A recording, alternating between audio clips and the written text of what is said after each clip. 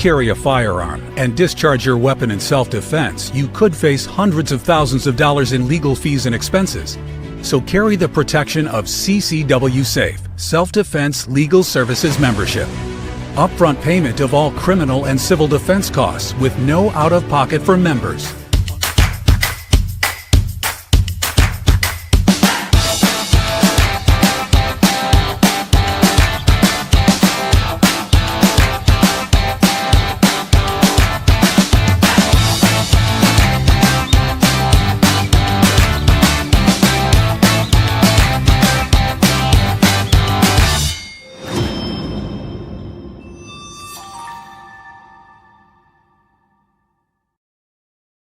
We are back. I'm Chris Evan, the CEO of Survival Dispatch, joined tonight by my good friend Khalid Muhammad in Pakistan from Command 11, aka Agent 711, by the way. We have to make sure everybody knows Agent 711. And directly below us, my good friend Jeff MD, former 26-year CIA case officer, author extraordinaire, 007. So what ranks higher, 711 or 007? Which one is it? 711. He's got more numbers. Oh, that's too funny. Let me get you all up on the other stages since we're just getting into the swing of things here. I want to give a quick shout out to our buddies at Vets Tactical, by the way. And I've shown these things a couple times. So these are the Cupolster, they're called. Actually, let me change cameras. Maybe we can get a better angle over here. Yeah, so basically these are holsters for your gun. Of course, YouTube, these are not real guns. They're plastic. Don't give me a strike, you assholes. They've done it before too many times. But these are pretty interesting. So they've got a couple different models. And I really like these guys. And I love supporting veteran-owned businesses. So the one that the yellow fake plastic gun is in YouTube is pretty much vertical. So if your cup holster is close to you, this is the one that you'd want. If your cup holster is further away, as you can see from this one, it's cantilevered 20 degrees backwards. So it's an easier draw. I'll tell you what, almost everybody on the Survival Dispatch and Survival Dispatch News team has these now. These are freaking awesome. And I haven't had to shoot a live gun out of these, but Jeff was present when they did. Jeff, tell me about the experience on surviving man with these guns, or the cup holster guns. And Craig, from the owner of Cupolster, fantastic guy, by the way, super nice guy. What we did an exercise with the contestants where they're in a vehicle and they have to draw their weapon, go past the pillar, and then hit a target. And we did it with a holster on their person, a holster in the car, like one stuck down on the console, and then the Cupolster. The Cupolster, every person who fired did this. These three iterations were just night and day faster with the Cupolster, sometimes up to 3 seconds, which you don't think sounds like a lot. It's a freaking lot. When you're drawing a gun, firing on a target, 3 seconds is the difference between life and death. And the Cupolster was far and away. I mean, there wasn't a single person who didn't draw and fire faster from the Cupolster than they did the other two. Yeah, that's just awesome. By the way, there's a little magnet in the bottom of them just on one side. So it'll steady the gun, to one side, which of course the plastic doesn't. But Craig is an awesome guy. There was one of our guys had an issue with their shipment. It had nothing to do with Vets Tactical. And Craig still stepped in and made it right. So awesome customer service, super awesome people. Code SD10 at vetstactical.com. We don't get affiliate money for that, by the way. We get a stipend from them that helps all of us offset our expenses. But anyway, with that being said, let's get into the conflicted question before we get into the main topic of the night, which is community defense and layered security, which Khalid's spoken to many times. And actually, I lied. We're doing that at the top of the hour with Mike Glover because it's Wednesday night. So for the next 45 minutes or so, we'll be doing the Command 11 sit rep. Lord knows there's a lot of stuff to discuss. Let me get the boys up on the stage here. All righty. Okay, so conflictedthegame.com, 14 card decks set in post-apocalyptic scenarios. 99% of the questions have some element of morality to them. I'll read the question. The three of us, well, actually the two of us plus Mike Glover will give you our answers at the end of the show. We want to see your answers as well. Put them in the live chat comment section. You can email them even, support@survivaldispatch.com.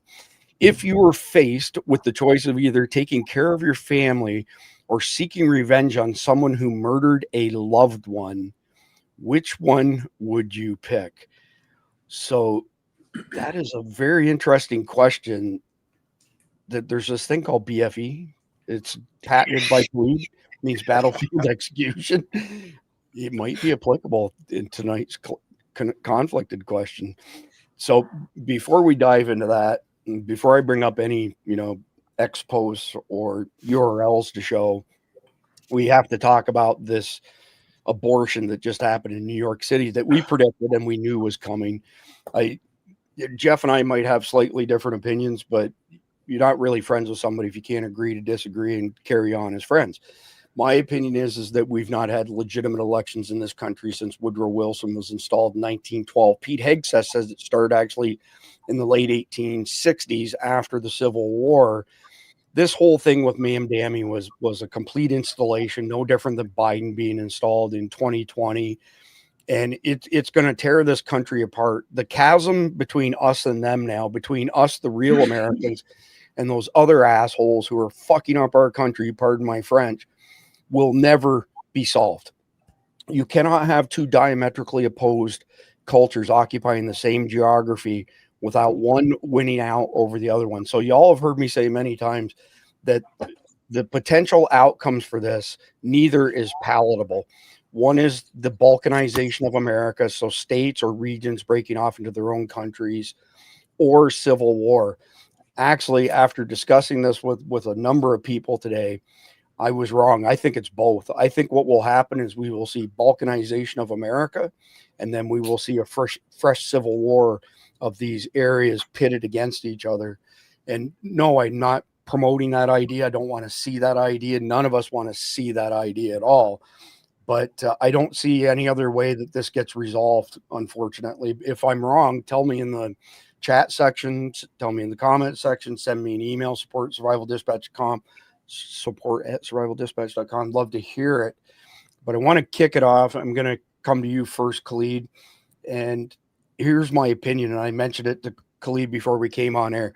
We're not getting any constitutional changes in our lifetime because of, again, this chasm between us and them.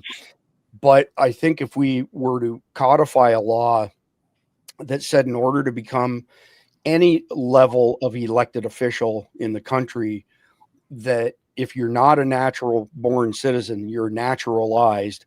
You have to have been naturalized, not green card time, but naturalized for 10 plus years, no criminal record, no ties to any type of FTO, foreign terrorist organization.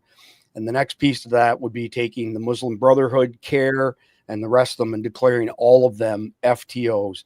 If that does not happen during Donald Trump's tenure, it either means he's a massive failure or he's in on the whole political theater crap, as far as I'm concerned.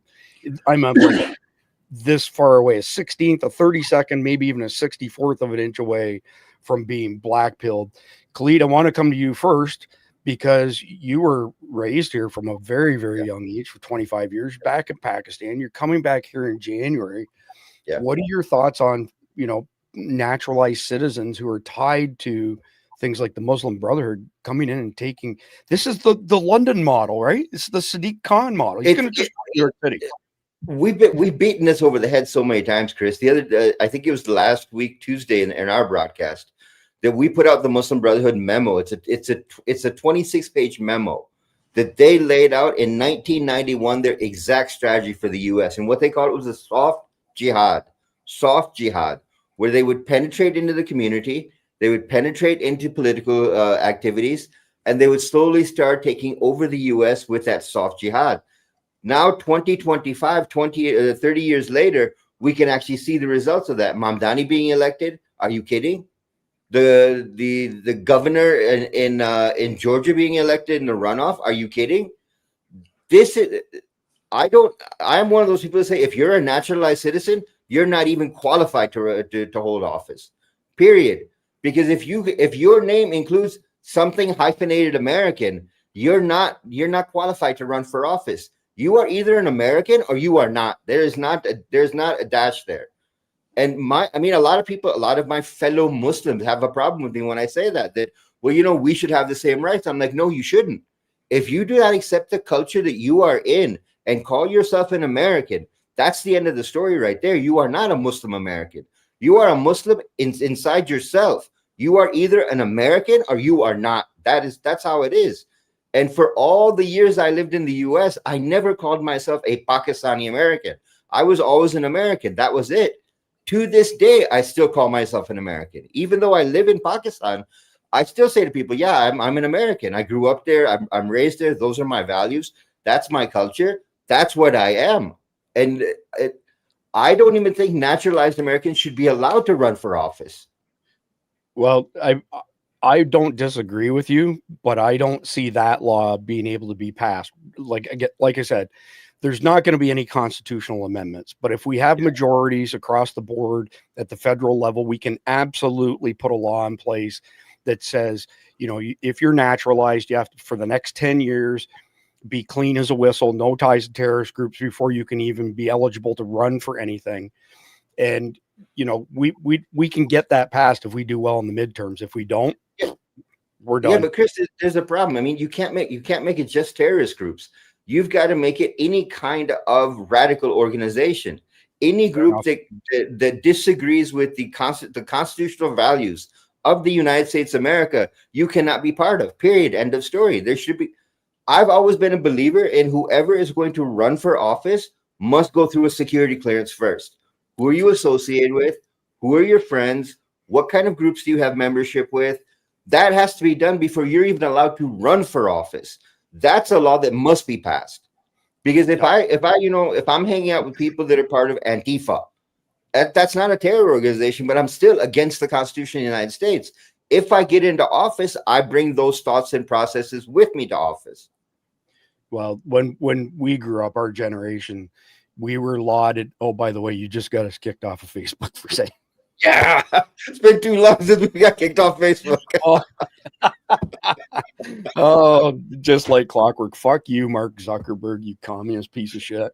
I know I'm throwing some F-bombs out there tonight, and I usually don't do it at the beginning of podcasts and not so much through the week as I do on Sunday nights, but golly. Anyway, when we grew up, we grew up during the age of the great melting pot, America, the melting pot. Everybody came to America because they wanted to be American, because they saw the value of being American in our value system, which, let's be frank, has been trashed due to fifth generation warfare being waged on us for 80 plus years, because our enemies knew they couldn't defeat us by landing on the shores and defeat us kinetically.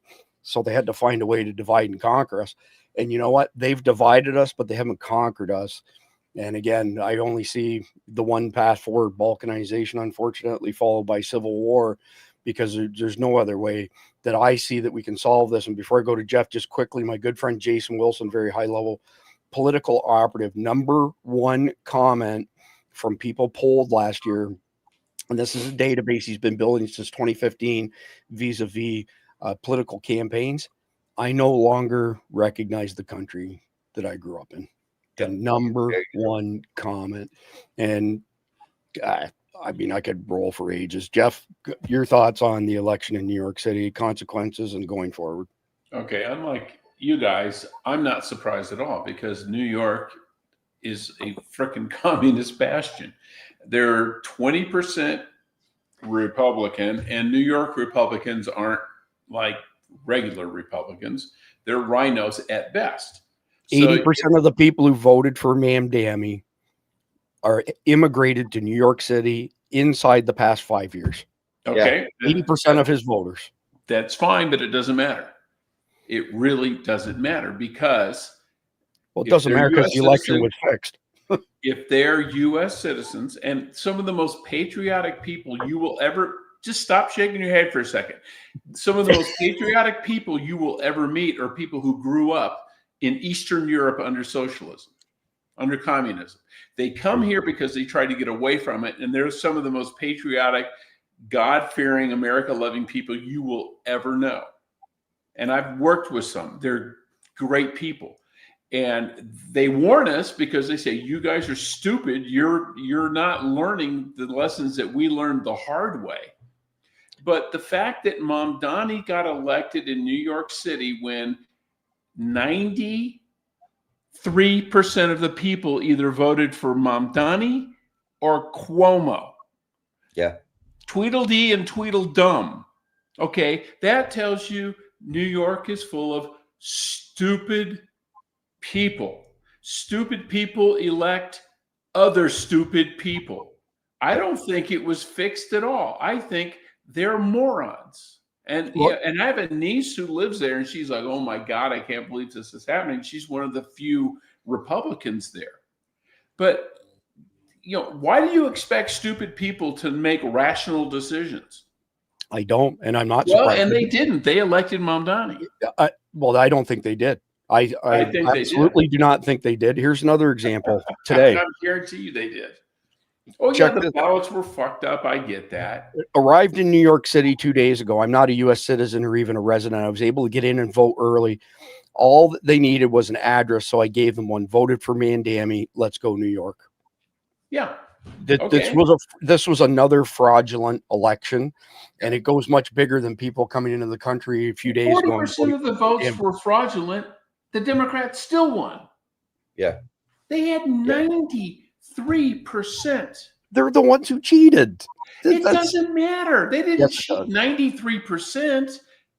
Otherwise, there'd be riots in the street. There'd be like 2 million people going, wait a minute, I didn't vote for him. When in our lifetime has an election ever had a legitimate 93% turnout?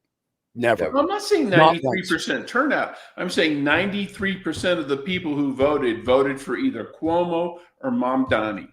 Yep. New York is full of morons. It is. But again, so why do you expect them to not vote for other morons? I'm not expecting to vote for anybody. I'm expecting to have legitimate elections that aren't cooked. Okay. Yeah. Was there bad voting? Sure. I mean, was it enough to sway the election? Hell no. Yeah, but Jeff, here's where the problem is. I mean, I agree with what you're saying that New York has a lot of patriotic people living there. No, they don't. They have a handful. But that handful, handful has become so disenfranchised with what's happening in the U.S. that they're not campaigning. They're not going out and convincing people to vote for the right people. Well, Trump, I mean, come on. Trump told Sliwa voters, don't vote for Curtis Sliwa. Yeah, vote come on. Cuomo. Which would have put it 49 to 51%. Would not have changed it. It would have been. This is the thing that bugs me. Curtis Sliwa has spent his entire life defending the city of New York, whether it be guardian angels, whether it be political office. This was the guy you should have elected as mayor. And all of a sudden, he was not from affordable housing, and he was not a good candidate. Sliwa was not a good candidate. Yeah, he did Guardian Angels, great stuff on crime. He has done nothing else. And again, I think it's all a moot point. He's not a businessman. He hasn't run a successful business. He hasn't held office. He hasn't done shit. I mean, he's a nice guy. I like him, and he's a brave guy and all this. And he's in New York. You're not going to convince those people. Well, we have to agree to disagree because the fix was in. This is a fixed election. Just like every other freaking election, except for JFK the first time around, Trump the first time around, and Trump the last time around. There have been no legitimate outcomes. But here's what we can expect in New York City and other cities. Muslims claim New York for Islam. We're done hiding. We're done. This is the correct religion. This is the religion that all humanity needs to be a part of, Islam, and we will not stop until it enters every home. I want to hear it in every single district. It should tremble. Brooklyn should hear it. The Bronx should hear it. Queens should hear it. Say it as if Ummah depends on this. My brothers and sisters, there is no God worthy of worship but Allah and final prophet Muhammad. 58 seconds. We're done hiding. We're done. We're done being tortured and hurt and judged. This is the correct religion. This is the religion that all of humanity needs to be upon, of Islam. And we will not stop until it enters every home. So I want you to repeat after me. I want to hear it in every single district. It should tremble. Brooklyn should hear it. The Bronx should hear it. Queens should hear it. Say it as if the Ummah depends on this, my brothers and sisters. La ilaha illallah. La ilaha illallah. Muhammadan Rasulullah.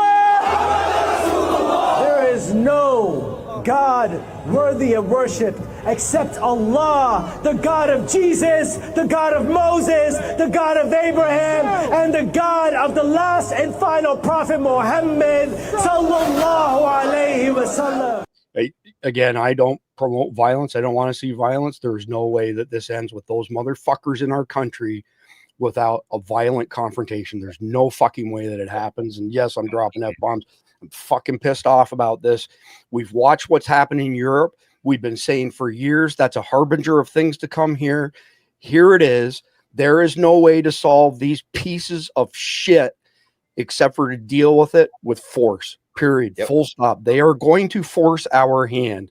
Jeff, how do you suggest we deal with that garbage right there? Well, I hate to say this. One of the first things you do is ignore them. Can't do it because they're rallying people around. It strikes fear in your heart if you let it.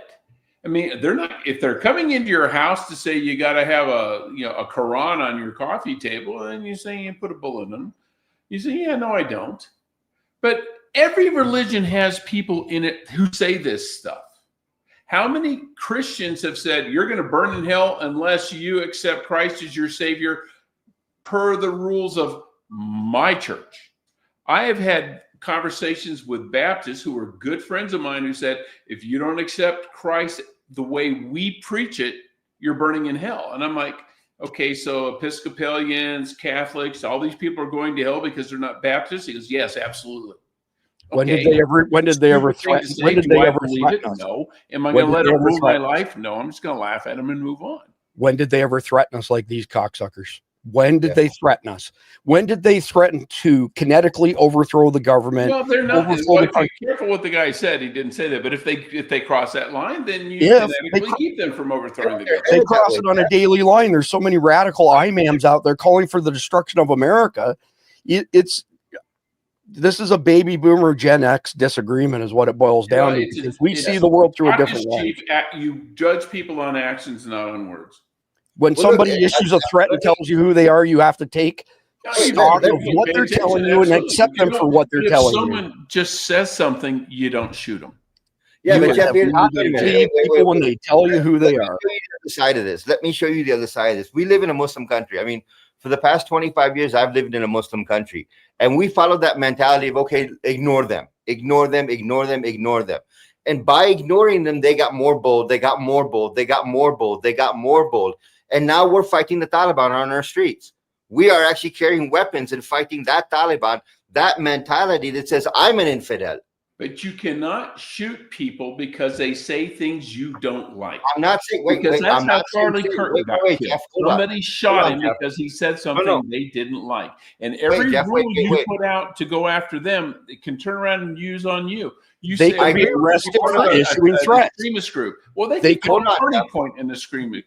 None of us said to shoot these pieces of shit, but they need to be arrested and deported for making threats. These Ottomans who are threatening to go kinetic on us, they can't stay in the country. They don't belong here. That's a different issue. They need to be I didn't say go out and shoot people. I said these fuckers need to get out of our country. And by the way, all you liberal faggots in our YouTube channel, I'm having fun banning each of you as you make retarded fucking comments that our audience doesn't even see.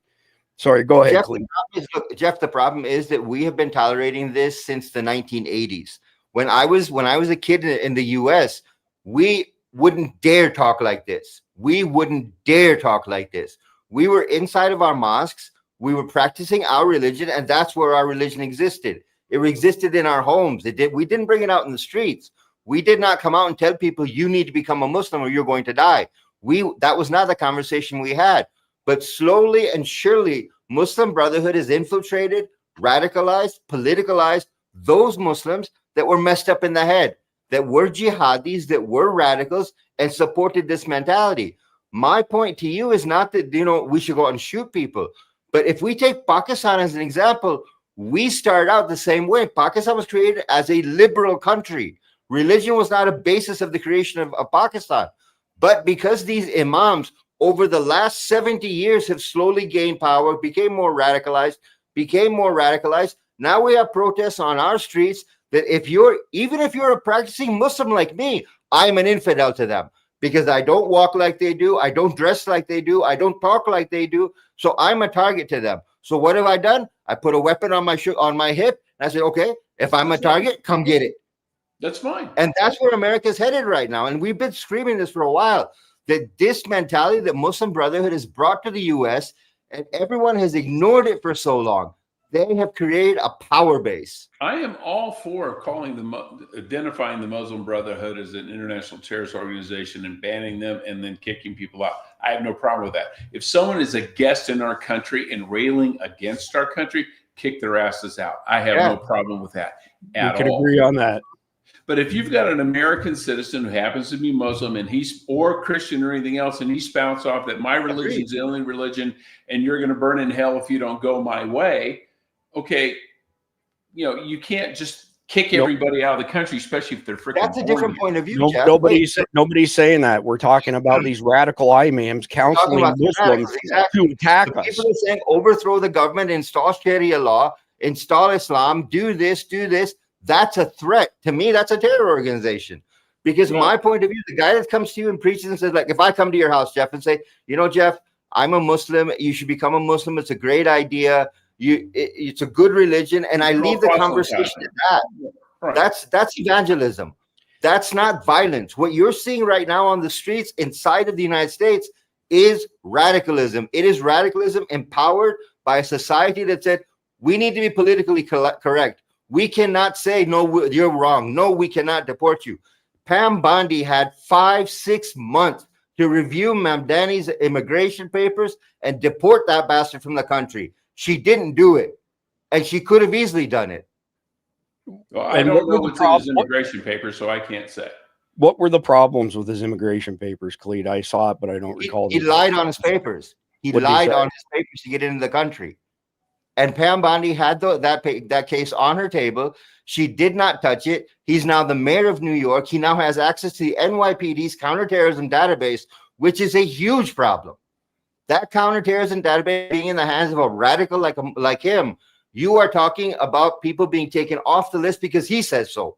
Not because the law says so, but because he says so.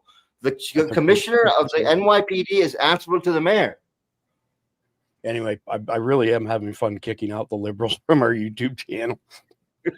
Bunch of worthless fags. Anyway, and I can say that because I really don't give a shit what happens on YouTube anymore, and I don't care about Facebook either. Let's have a quick look at this one here. Here's another harbinger, right? Here's stuff that we all knew was going on. Breaking: a leaked memo exposes the BBC's direct coordination with Hamas to push jihadist propaganda, according to a new Telegraph report. The memo has completely destroyed what little credibility the BBC had left. And that just backs up everything that we've been saying about the media being nothing but propaganda. BBC has been a joke for decades. Decades. Yes. And by exposing this, what you do is you say, okay, guys, no one's going to pay attention to you anymore. And it's sort of like the big three news networks here. Everybody used to trust Walter Cronkite and all these people. Now they look at it and go, you guys are a joke. I would trust my local news before I would trust you guys because you're a joke. They've shot themselves in the foot, and good. Let the marketplace decide. That's why their ratings are down. That's why they're losing money. That's why new management's coming in and firing them. Well, the problem is that the small local news has been bought by the big dogs anyway. I had a friend of mine. I would trust my local guy before I would trust David Muir. I don't trust any of that myself. I don't watch national news, period. Neither do I, but I don't read local news either because the Daytona News Journal, which has been a liberal rag for years, but they are so anti-American, it's not even funny. And everything that they print is a complete affront to the rest of us. Well, so it's all propaganda. We've got the Arizona Daily Star here in Tucson. And the joke, when I was in college 40 years ago, it was called the Red Star. It was the Tucson Red Star. It was, it was the People's Daily. It was the Tucson Pravda. It's been like that forever. And that's why nobody pays attention to it. Sounds like something that Joe McCarthy should have taken out. Yeah, probably should have. Propaganda-tainment. Go ahead and unload on that, Khalid. Look, yeah, the media in the U.S. is an absolute joke. Europe gave us an example. Like, we keep coming back to Europe for a reason, because Europe gives us the example. Europe is dead attached to the Middle East.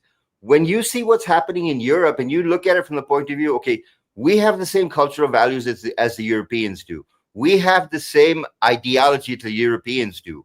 When they've been infiltrated to the point where they've been infiltrated, the British government as a whole takes its orders from the Muslim Brotherhood. That's how infiltrated they are. 20 countries want to deport Syrians, Afghanis, Iraqis, because they illegally entered the country, because they were, all of your crimes are connected to those cultures. When you say that to someone in the US, they go, oh, wait a minute, you're deporting people, doing that. In the last 3 weeks, we have deported 1.5 million Afghanis from Pakistan alone, and we're still deporting them. And we have told the whole world, go fuck yourselves. We don't care if you don't like it. We're sending them back to their goddamn country. Let them live under the Taliban. Well, here's something that's perfectly in line with that. Listen to this lying sack of shit.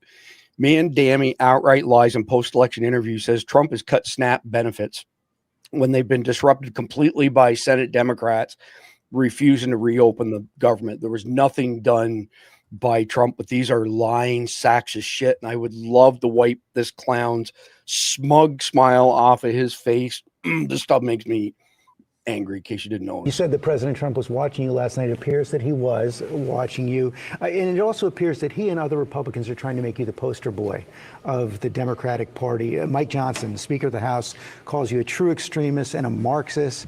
And he says now every House Democrat incumbent and candidate will co-own Mamdani's disastrous record in the 2026 midterms. How do you respond to that? Well, I'm looking forward to showing the power of an example here in New York City, an example of what it means to not just diagnose the despair in working people's lives as the cost of living crisis, but to deliver on it. And that's the contrast between myself and President Trump. He's someone who ran an entire presidential campaign on the promise of cheaper groceries and is now, as the president, making it harder for Americans to afford those groceries by cutting SNAP benefits. You lying sack of shit. He ran on a platform of getting the illegals like you out of our freaking country. Just unbelievable. I could rail all night long. I don't know if you want to say anything, Khalid. I'll give Jeff a chance, but look, the whole idea of what Mamdani wants to achieve in New York City is just outrageous. You want to socialize and communize the city of New York. New York generates $1.7 trillion a year in economic value for the U.S. You want to turn that into your own slush fund to do whatever the fuck you want in the city and make that an example. Donald Trump is the president of the United States. He's not the president of Washington, D.C. He's not the president of New York City. He has to enact policies that spread across a country. When you don't have everybody agreeing with his ideology, it's very difficult to do so. Mamdani's going to have that problem in New York City. Not everyone's going to agree with what you want to do. And I want to see you enact those policies without being a damn radical. This is what he doesn't understand. And every politician that is part of politics understands that you have got to come to a consensus opinion, not my opinion, a consensus opinion. That means the minority has to be taken into account and the majority has to be taken into account. The outliers have to be taken into account. You are working from a strategy. I'm right. Trump's wrong. I'm going to do it my way. You are providing cover to the Democrats.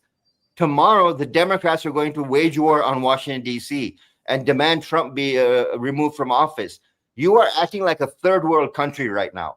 This does not happen in the United States of America. That is why there is an election process in the U.S. You want to overthrow the government by force. That happens in third world countries. America is on a decline, and it's on such a fast decline that people like this are absolutely going to push America to civil war, to more division, to more anger, to more violence, because that is what they need to do to achieve what they want. They're not looking at what the American values are. They're not looking at the American culture. They are looking at the message they want to deliver, the goal they want to achieve, and whatever it takes, they will do it. Jeff, your thoughts on Khalid's comments? Well, yeah, and Mamdani, okay, he's young and he's stupid, and he thinks he has more power than he does. Oh, we're going to raise taxes on the wealthy in New York City. Well, he needs the state of New York to do that. He can't do it on his own. He can't. City council can't do it. But the state of New York knows what side of their bread is buttered on, and they're like, "Yeah, we're going to get rid of the financial services industry." Yeah, I don't think so. And so they're not going to do it. But it doesn't matter. They're already leaving. They're going. Dallas, Texas, right now has almost as many, if not more, financial services jobs than New York City does. Yep. Was it JP Morgan Chase, I think, has more employees in Dallas area than it does in Manhattan. And the only reason they're still in Manhattan is they just wasted $2 billion on a new office building downtown a couple of years ago, and they have no way to walk away from that. They're shooting themselves in the foot. Even his rhetoric, which he can't even back up with law, is scaring people away. I saw something like 760,000 New Yorkers said, yeah, we're out of here. And I read an article today where realtors in Florida and Texas are being swamped with calls from people in New York looking to relocate. And it's the rich. They're looking at, one guy says, yes, the most of the interest is in properties that cost $20 to $30 million. Okay, that means you're either a very well-heeled millionaire or a billionaire, and you're the ones he's going to try and soak. They're not going to be there to soak. So New York is, I'm old enough to remember New York in the 70s and early 80s when they were going bankrupt and they were going to the federal government begging for money. And Uncle Sam said, yeah, sorry, you're on your own. It's going to be that all over again.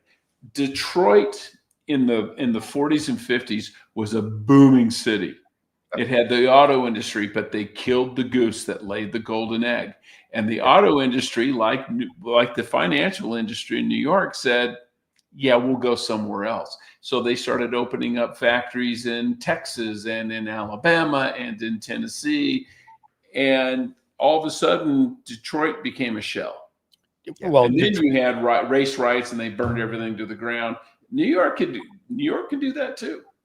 Detroit, folded because they took all of the white suburbs, raised their taxes to pay for the black inner city folks thing for them for freebies and giveaways. Typical socialism, communism doesn't work. It just creates a cycle of dependency. But let's play a couple of videos here.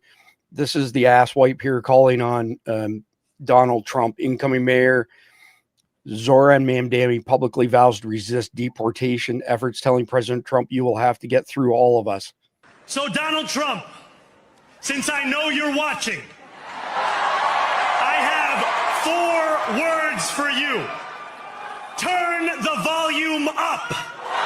I have 4 words for him. Get the fuck out. What does turn the volume up even mean? We will hold bad landlords to account because the Donald Trumps of our city have grown far too comfortable taking advantage of their tenants. We will put an end to the culture of corruption that has allowed billionaires like Trump to evade taxation and exploit tax breaks. We will stand alongside unions and expand labor protections because we know, just as Donald Trump does, that when working people have ironclad rights, the bosses who seek to extort them become very small indeed. New York will remain a city of immigrants, a city built by immigrants, powered by immigrants, and as of tonight, led by an immigrant. So, invader, not immigrant. Here's Donald Trump's response. Mr. President, your beloved New York City may well be led by a communist soon, Zoran Mamdani, who in his nomination speech said he will defy ICE and will not allow ICE to arrest criminal aliens in New York City. Your message to communist Zoran Mamdani? Well, then we'll have to arrest him. Look, we don't need a communist in this country, but if we have one, I'm going to be watching over him very carefully on behalf of the nation. We send him money. We send him all the things that he needs to run a government. And by the way, they get about 3 times what you get, Ron. If you look at the per capita, Florida gets 1/3 of what New York gets in terms of the numbers. Why don't you give us those numbers? Yeah, well, Because that's what we should send him. Yeah, well, like sometimes people say Florida gets more because they count Social Security recipients, but that's not money to the state. Those are seniors that live here. If they moved to North Carolina, you could count it there. So it has no interaction with the state government. They get more in the city and state governments than we get. Right, substantially. We're going to be watching that very carefully, and a lot of people are saying he's here illegally. He's, we're going to look at everything, and ideally, he's going to turn out to be much less than a communist. But right now, he's a communist. That's not a socialist. I've always said we will not have socialism in this country. In the speeches, I said, well, what? They skipped socialism, and you get a lot of them like that. Well, my opinion on all of this: Donald Trump needs to put up or shut up. Sick and tired of not seeing anything change. Nothing has changed, by the way. Billy Bob, appreciate your support. By the way, I had 2 gaudy purebred pit bulls, and we're from the South here, so they were called Billy and Bob, and everybody knew we were rednecks when they said, "Well, what's your dog's name?" That's Billy, that's Bob. So appreciate the support very much. Khalid, I'm going to come to you first for your thoughts on that war of words. Well, look, I'm 100% on board with you. The Trump needs to put up or shut up now. You came into office saying you were the peace president. You've waged war on a number of countries. You came into office saying you were going to take on the illegals. The illegals are gaining more power because they're defying ICE. You need to get ICE inactive. You need to empower ICE to do more. He said it during the 60 Minutes interview as well. He said, I think ICE isn't doing enough. Well, give them the power to do more. Any state, any city that is refusing to allow ICE to operate, cut federal funding completely. Completely cut federal funding. Let's see them run their cities without federal funds. You will see everything collapse. Then you will have to bow your knee and run based on federal law, because the way the laws are set up, federal government is above all governments. Their law trumps everyone else. So if you're going to say, I'm not going to agree with federal law, go ahead and try and run New York City without federal funds. It'll be game over right there. You cannot run New York City for 3 days on what the state of New York gives you. Right. Yeah, Jeff, your thoughts on that, Jeff? I agree 100%. I mean, if the federal law is federal law, and if you're going to ignore it, then you should either by your choice or by the government's choice say, well, then we're not going to give you federal funds. Federal funds come with strings attached, and those strings are you're going to follow the law. And the law is passed by Congress representing all 50 states. And if you think you're above Congress and basically puts you above the Constitution, it ain't going to work that way. We may not go invade you like during the Civil War, but I'll tell you what, we're not going to give you any damn money either. And I think New York, the people of New York would have a very rude awakening within about a week if federal funds were cut off. Transportation funds, SNAP benefits, all that crap, and just say no. Well, here's an example where we actually don't need to change the law. We already have a law in the books that says it's illegal to impede federal agents from interdicting and deporting individuals who have no legal right to be here. So if Ma'am Dammy tries to block ICE from doing their job, JB arrested, Brandon Johnson, all of these soy boy faggots, then they all need to go to jail. But I'm not holding my breath because, like I said, I'm a 64th of an inch from being black-pilled. I don't think it makes any difference. I think it's all political theater now across the board. I don't care if it's Trump, Barack Hussein Obama, or anybody in between. It's a bunch of bad theater as far as I'm concerned. Here's a great example. How many more rigged elections are we going to watch before the GOP-controlled Congress secures them? Last night, there were 125,000 early mail-in votes for Democrat governor candidate Spanberger. This morning, there were over 300,000. If you look at the chart, there's where the standing change is just as damning as the jump in 2020 for Joe Biden. None of these are legitimate elections.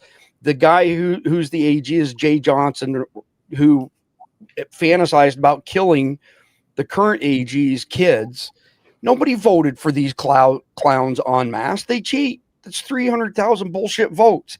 And that what that doesn't include, by the way, is how many multipliers were placed on top of that.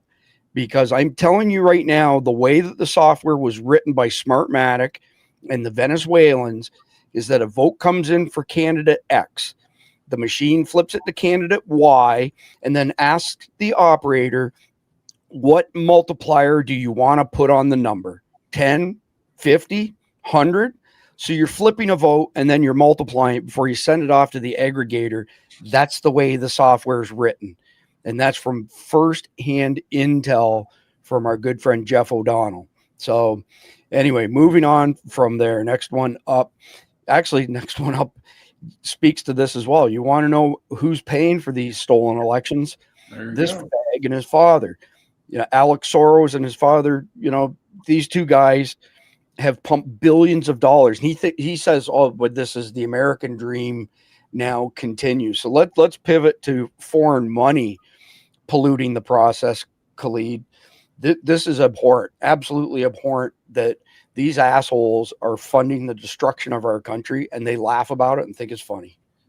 Well, look, Chris, I have for a long time, even when I was in the US, I was saying, look, there are two things that need to happen. One, there needs to be campaign finance reform, so that money that comes into a candidate to an election needs to be properly documented. Number two, there needs to be term limits. Nancy Pelosi spending 40 years in the Congress is outrageous. The president can only spend 8 years as president, but you can spend 40 years as a senator? Are you kidding me? You have minted money. Look at the state of California and how the people are living, and look at Nancy Pelosi and look at how she's living. You have taken their money for yourself and let the people suffer for it, and gone back and lied to them again and lied to them again and lied to them again, and for 40 years been elected, and minted money for yourself. I would like to see the entire U.S. government audited. Every senator, every congressman. How much money did you come into office with? How much money do you have when your term ends? Show me where this money came from. How is it possible that you earned this money as a congressman when your salary is this much? Foreign funding, these PACs need to be audited. They need to be stopped completely. Super PACs need to be eliminated, because that is the easiest way to pump foreign money in, hide it from the entire world, and run campaigns to degrade people, to beat people, and to put an agenda in place that will not work. I have been against this for almost 40 years. Same question for you and then for Jeff afterwards. We have plenty of laws on the books that preclude and supposedly prevent foreign interests from affecting the outcome of our elections by pouring unmitigated sums of money into the campaigns, right? So right.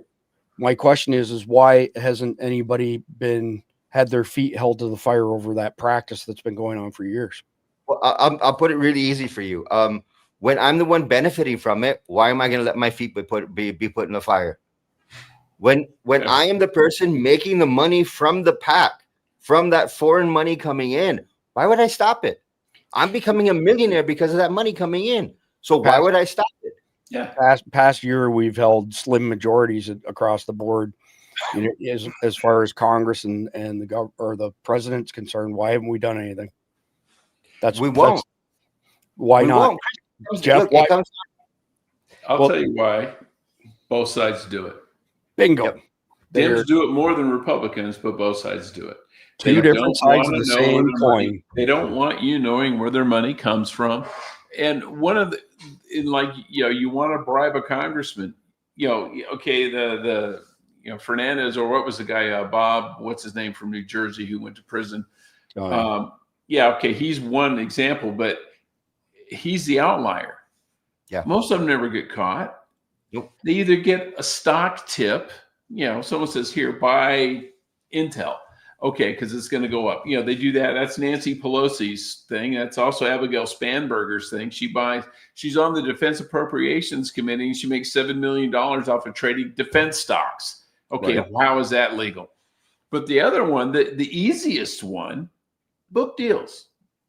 They get That's money $30 laundering. million for your autobiography, your memoirs, and it sells 5 copies. Hillary Clinton's one was a classic example of that, her story or history and all this shit.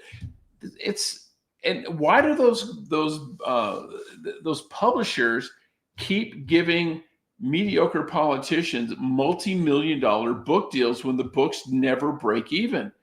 Because they're not supposed to break even. Correct. It's I'll give you a a scam. And Hollywood learned this long ago, not for politics, but they were saying, they'll give an actor, we'll give you a percentage of the profits. Well, Hollywood accountants are famous for making sure there are no profits. Yep. Well, I'll give you a better one. Big Pharma. We want you to go to a conference. So we'll pay for your plane ticket. We'll pay for your hotel room. We'll give your wife and kids a black credit card. They can go out and shop for whatever they want, but we've never given you a dime. Well, that was Harry Reid with the real estate developers in Las Vegas. Harry Reid didn't take any money. His kids became millionaires. They actually built a bridge. I think it was across the Colorado River. And people are like, even the people in the town said, we don't need another bridge across the Colorado. We've got 1 or 2. It's fine. There's no congestion. But they built it anyway. And the reason why is because on the Nevada side, the land where the bridge landed was owned by Harry Reid's kids. Yeah. Yep. So they got all the development, all that money. And it's on both sides. There was a Denny Hastert from Illinois who was a Republican who was Speaker of the House. He was notorious not for his little shenanigans with high school boys, which was another story. But what he would do is they would pass a bill. That there was a bill that's going to put a new highway in Illinois. And then before it was signed into law and published, he would go buy up all the property, farmland, where the off ramps were going to be. Yep. He made millions of dollars. On our side of the world. That's a typical practice on our side of the world. When the plan's approved, the politicians go out and they buy out all the land. And then when the plan is approved and announced, they sell it at 5 times the rate and they make the profit. Exactly. So, got to thank Dano, but I'm not getting the 589. What caliber are we talking about here? Unless it's some obscure foreign caliber, Dano, I'm not familiar with 589. Please enlighten me to that. So you mentioned book deals. So mere days before Obama left office, he gave $300 million to Penguin, the book company. And in 2020, he was paid $60 million by Crown Publishing, which is a subsidiary of Penguin, not for his memoir, but for the first book in a series of memoirs. Yeah. The whole thing was just greasing his palms, him greasing them and them greasing. Netflix gave him a production contract. Right. Yeah.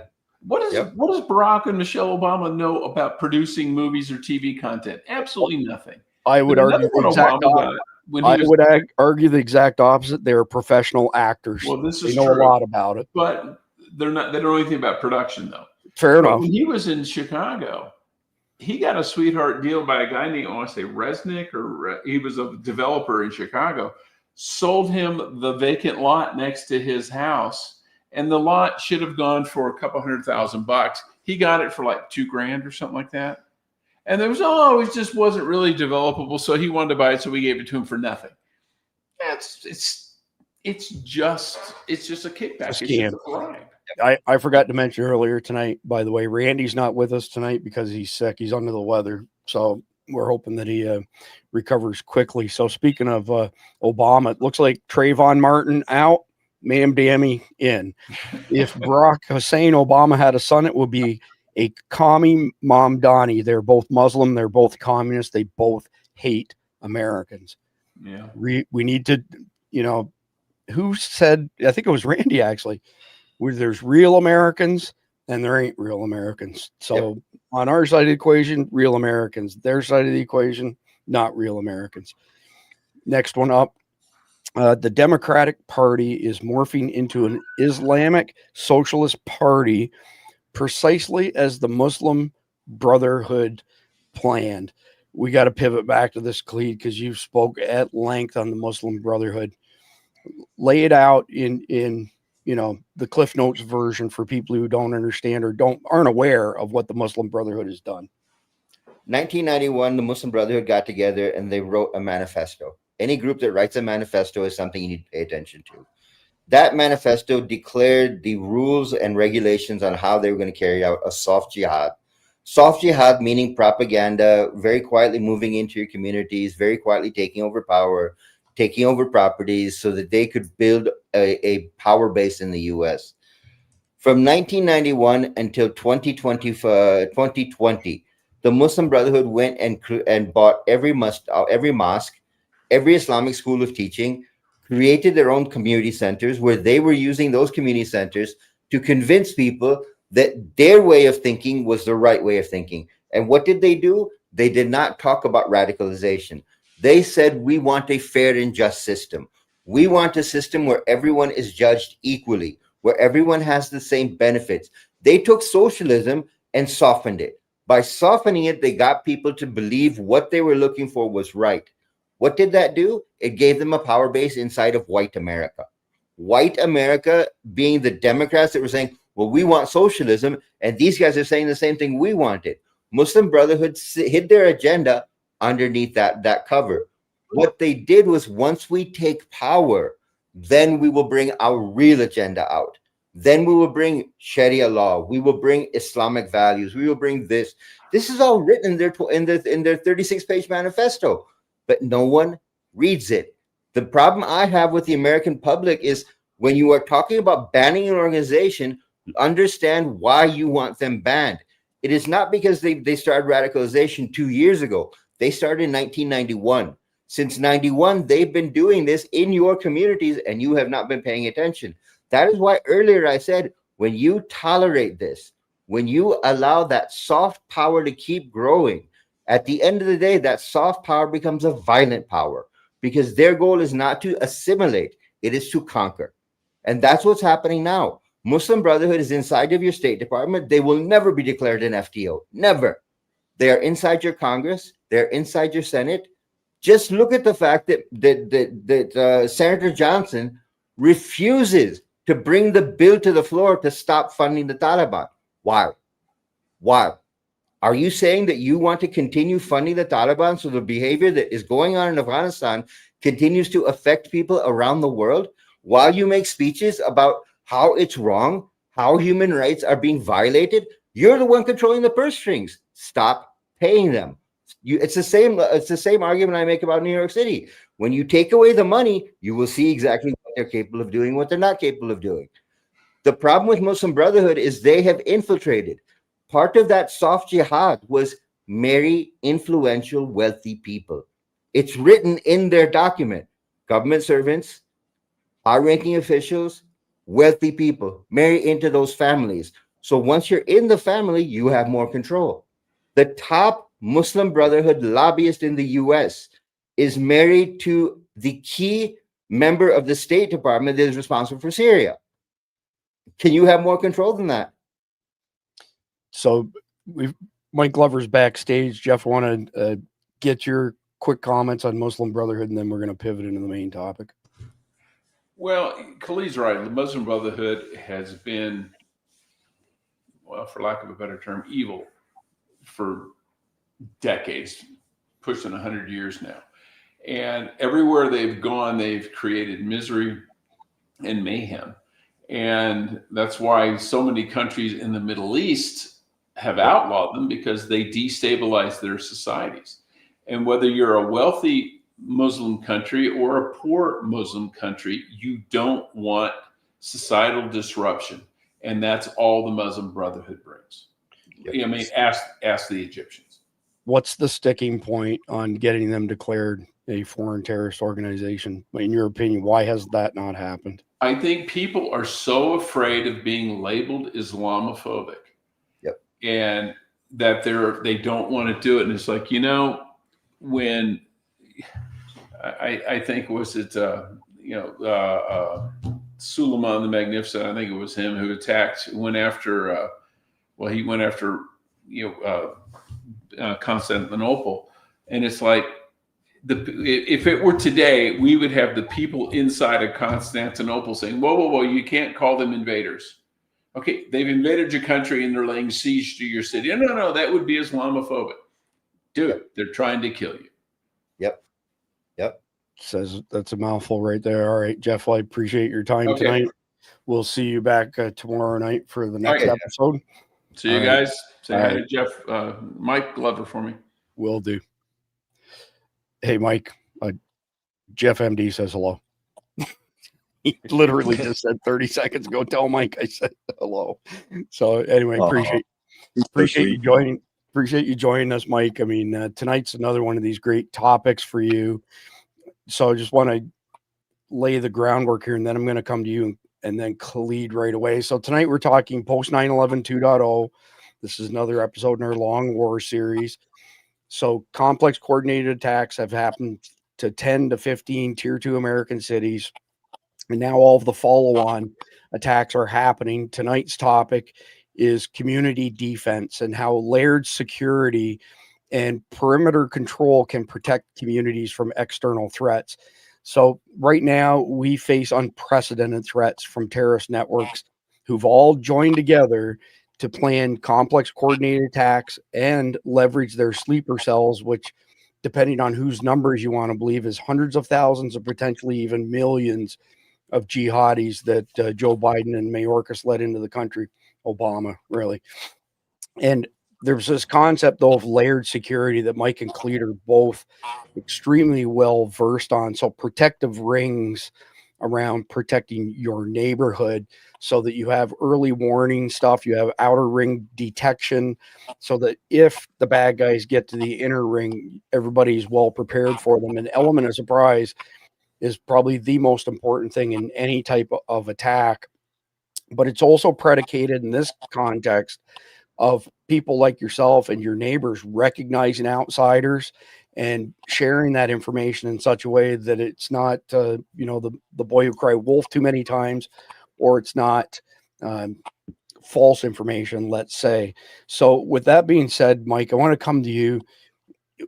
What is the first step of creating a layered security plan for a residential neighborhood / community? Well, the first step is to assess what you have. That includes personnel, breaking down the task org, looking at all the elements of, is it a neighborhood? Is it a condo? Is it a apartment complex? What are we looking at as far as vulnerabilities, avenues, approach? I would assess the friendly situation first and allocate assets of what we have available. You're only as capable as what you have on hand. You could pipe dream this all you want. Hope is not a course of action. So you have to line that out.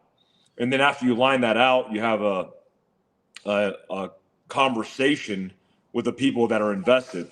And the difficult thing about having that conversation with civilians is if you're talking to a civilian about setting sector stakes and a range card to establish optimized fields of fire in the eventuality that somebody comes into an area and compromises or breaches your, line of defense, well, that's probably not going to be something they understand, and it's probably going to scare the crap out of them. So it's a difficult conversation. What we always do as Green Berets and remote fire bases is this is an ongoing journey. This is not just definitive, here's the directions, here's the protocol, execute. This is like, okay, these dudes don't know what's going on. That's okay. Give them the gist, the understanding, and then continue to build upon that. So this is not going to be, again, you're telling a Ranger battalion how to execute a raid. This is, you have people who are like a partisan force behind enemy lines that you've assessed, recruited, and now you're actively training in order to make this plan a more viable plan that's going to work. So I've got a couple questions before I go to Khalid. Have you seen any community like firsthand in America gear up for this sort of thing where they have some layered security, protocol protection scheme in place? Yeah, it's happened in the past. I mean, most of the examples are natural disasters where people have come together to do very specific things, including protect their neighborhoods from looters. It also happened during the BLM and Antifa riots that were nationwide in major metropolitan areas, where groups of individuals, I have groups of my own friends that started banding together and making hasty plans in the middle or the thick of the drama. There are clear examples throughout history when this took place, from World War II, in recent history, even the global war on terror. When we had 9/11 happen, this was something that people in local communities that were organized in community watches, where people were familiar with each other because they saw each other. Now that's migrated to HOAs, where everybody hates everybody. But it used to be a thing that you knew who was in your neighborhood. You knew the families to your left and right, but also down the street. And so you were trusting that your child walking down the street was being policed up by the tribe. I think that kind of tribe mentality doesn't exist in the country anymore. Even in Utah, where they brag about it, it's not. I mean, it used to be here 6 years ago. I've seen it fade over the last couple of years to completely no children walking on the streets. Or 5 years ago when I moved here, you would catch me bragging on a podcast about how children were riding their bikes down the roads. So I just don't think it's more. I don't think it's going on in the country like it used to be when we were growing up. So just to put a focus on this, Sarah broke some intel, I want to say maybe 4 months ago, that the Islamic Army, so Al Qaeda, ISIS, all of them together, specifically want to target you guys, meaning GWAT vets, especially GWAT vets who are at a higher level like yourself. And they threatened to kill Rob O'Neill, the SEAL who killed bin Laden. I want to get your thoughts as a Green Beret and a GWAT veteran. How serious do you take that threat, number one?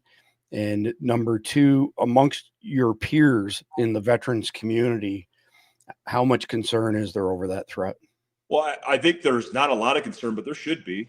I mean, listen, if terrorists that are here in sleeper cells want to kill you, they'll kill you. You have no chance. Now, I'm actively or proactively prepared, but even in the max amount of preparedness that you could be in personal and self-defense out and about, you're completely vulnerable because you're in a permissive environment where your complacency is constant. And for you to get shot back in the back of your head in desperation from somebody who doesn't care if they get killed in the process, well, that could happen. And so I think it's a serious and viable threat. I also think most GWAT vets like me in a way, it's like you can't predict every single facet of this. But I would say as a scholar of counterterrorism and terrorism abroad, it's a smart move. I mean, I'd be the first guy I'd kill if I was on the other side because they know I'm going to be the sergeant major of my own community. I'm going to be the ground force commander of my own town and city. And with that being said, we're formidable foes on the battlefield, of course. And when you take out the strong, there's only the weak left, and it's a more vulnerable population. Yeah, very, very well stated. So, Cleet, I didn't have this in the brief, but I want to get your thoughts on the threats that have been made against Rob O'Neill, as well as GWAT vets, like Mike. Well, this was back, I think, March, April. The SOCOM commander put out a threat alert saying that ISIS and Al Qaeda are now after any spec op operator that was part of Iraq or Syria. At the time when it came out, we made a big deal about it because, look, it's like Mike was saying, he's absolutely right. If we've become very calm and complacent because we're back at home. And when you're at home, you don't think about the threat that could potentially hit you here. And for all of us, there's two concepts. There's situational awareness and there's battlefield awareness. We are all at a level of situational awareness right now. We're out of the battlefield now. Once you come out of that battlefield, that alert system, that 360-degree view that you normally had on the battlefield doesn't exist anymore. That's what the terrorists are looking to take advantage of, is that you are out of the battlefield now. You're relaxed. You don't think anyone can get you. This is where we can get you. And if you take a look at it, Chris, you, Sarah, me, JD, all of us who are talking about this threat have been terrorized in some way, shape, or form. Someone's come to our house. Someone has videoed something. Someone has taken pictures of something. They are showing themselves as not being afraid. They know they're going to die, but they're going to take you with them. And that's what the threat that that exists to Rob O'Neill, to people like Mike, to everyone who is operating in the battlefield. It's almost like I want to tell them that go back to that battlefield awareness. Stop thinking situational awareness. Go back to battlefield awareness. Look at people around you and pay attention to what they're doing, because you are a target. And if you were a big operator, snipers, number one target for the terrorists is snipers, because the snipers did more damage than anybody else did during the war on terror. That is their number one target. Number two, EOD guys, the guys that were able to disable and build bombs. That's another target. Then you come into your operator teams, your special warfare teams. Those are now targets now. And because Biden was such a fucking idiot and he left all the biometrics and all the lists behind, they know your names, they know your home addresses, they know where you are. Sleeper cells can get to you. The problem we've got right now is the same problem we've got with the American public. People are not taking this seriously. When you don't take it seriously, you give them opportunity. Literally, you're handing them the opportunity to come and take you out. And when you come back, and I keep saying it, when you come back to battlefield awareness, your thought process, your vision, your understanding completely changes, because you're not looking at people as people. You're looking at people as threats. And then you're assessing every person based on that threat assessment, that what kind of damage can this person do to me? And you are cataloging them that way. Yeah, so I'm going to get a little bit more input from you, Mike, but for the audience. So Mike was an E9, a sergeant major, Green Beret, sniper, wasn't an EOD expert per se, but you kind of check all of those boxes other than maybe EOD that Khalid just pointed out. So my question for you, Mike, is why do you think the majority of Americans are just completely sound asleep on this threat to America, GWAT vets, and soft targets? And is there any way to wake them up short of the first wave of attacks happening? I'll do it in reverse order. There's no way to wake them up unless we have an attack. And I don't even know if that will wake them up. And the answer is they're too busy on TikTok, Instagram, social media, the latest Netflix show, and they're not immersed in life. I mean, when your virtual reality is more significant and impactful in your brain chemistry than your actual life, well, then there's a huge incentive. And so, look, I see the things going on in the world, including Mamdani being elected as the New York City mayor, a mayor of 8 million people. He was voted with over 1 million votes, which collectively is about 1/5 of the overall votes. So 4/5 of the entire city didn't even vote. You know, like the majority, the overwhelming majority didn't vote. So people don't care. And they'll care when their, police is defunded and they have free grocery stores and people are running rampant, committing crimes and acts of violence because there's no penalty or consequence, because it's nothing but handouts. And so I think we have massive issues in this country. And the last thing people are thinking about is an attack. And the only people really that are paying attention are the people watching this show. It's a scary proposition. I actually just got a text message from one of my buddies who's lifelong resident of New York City, born and raised there. He's in his mid-40s. And he said he never imagined the day that his family would leave New York City, but that time has come. They're exiting, they're getting out, and I don't blame them at all. So moving on to the second segment and breaking down this concept of layered security, but at the basic level. So, it's not fancy military jargon or anything like that. It's just putting simple barriers in place. It could be fences, locks on gates, could be just eyeballs, just having watch groups that are focused on specific, let's call them vulnerable places. So in our neighborhood, for example, this is one of the oldest communities in this part of Central Florida. There's one way in and one way out. So having eyes on that particular spot says a lot for the rest of the people who live in this community. You can think of this kind of like layers of an onion. And, the outer perimeter is meant to slow them down. The middle layer is meant to trip alarms. And the inner ring locks down people and their families. And these are tried and tested methods. This isn't some, new concept. And again, Khalid has spoken of this many times in the past. So think of it this way. Let's say the grid goes down. You have no reasonably timed response from police and other first responders. And I would argue we're pretty much there anyway, right? There was that chief of police in Canada. I don't remember what part of it, but he said, look, if somebody breaks into your home, just call 911. Don't fight back.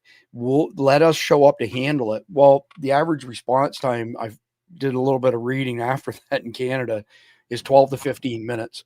12 to 15 minutes, you are completely dead and gutted, and the bad guys have got away. So certainly not viable. So keeping that in mind, that it's only probably going to get worse. Well, it will get worse post 9/11 2.0. It really falls on all of us to, protect ourselves. You are your own first responder.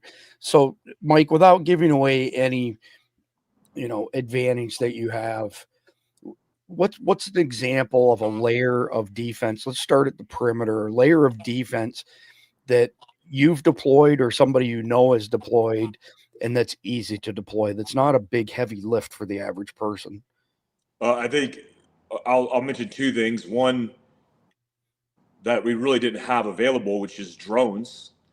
I mean, having standoff is essential. You have to have standoff from the potential threat. If you build a fire base in the middle of nowhere, you have that luxury.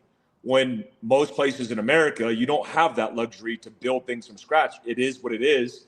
And having advanced warning and notification via a simple drone that you can launch in the air to get eyes on is essential. The second thing I'd recommend is roving patrols.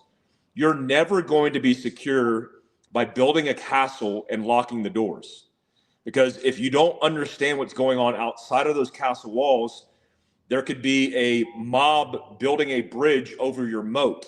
And so you have to be able to go into the community, and you have to be able to do roving patrols to get situational awareness. You have to build a robust intelligence and information network with people who are providing the early warning for you that are immersed in the environment outside of your walls.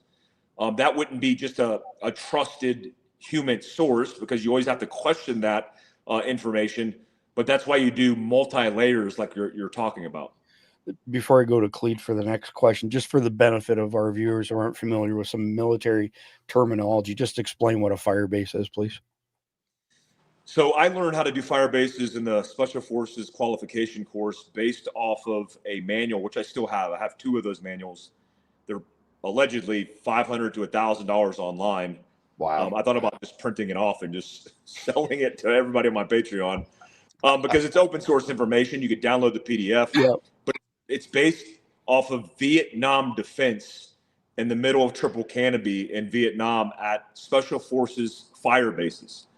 And when I went to Afghanistan for my first rotation as an 18 Bravo in charge of security, tactics, and weapons, I was in charge of base defense for my entire ODA, my operational detachment, and about 75 Afghans that we had recruited that were inside of our wire.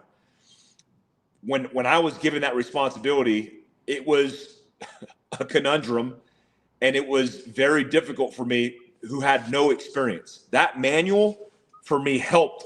And the reality is that manual, just like my GWAT experience, via the principles and the basic understanding of how defense works and physical perimeters, hasn't changed. Now, there are advancements in it till we evolve it, but the principles of it remains the same. And so a fire base or a base of defense is based on a group of individuals inside of a perimeter with concentric circles of security that extend outside of your range into as far as you need to provide the security for your team, for your element, for the people that you're providing security for. That's awesome. That was a great explanation. Thanks, Mike. So, Khalid, I'm curious what your thoughts are on, how do you balance not scaring the crap out of your neighbors, but getting them on board with some of these basics? Well, we're at the point now where scare tactics don't work.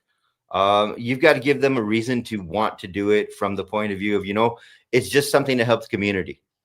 The best way we did it was, we just want to establish a way to understand who's coming in and out of the community so that, God forbid, something doesn't happen to our kids.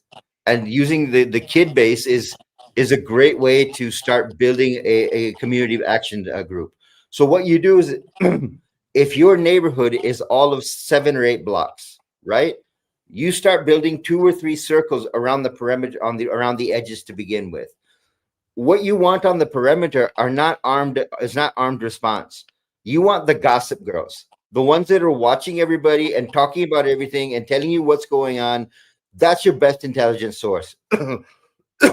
Because they know whose car is whose, they know whose kid is whose. And when an outlier comes into the community, they're the first ones going, oh, wait a minute, who was that? Where'd they go? And they're all running through their own network of gossip, trying to find out where that vehicle went to.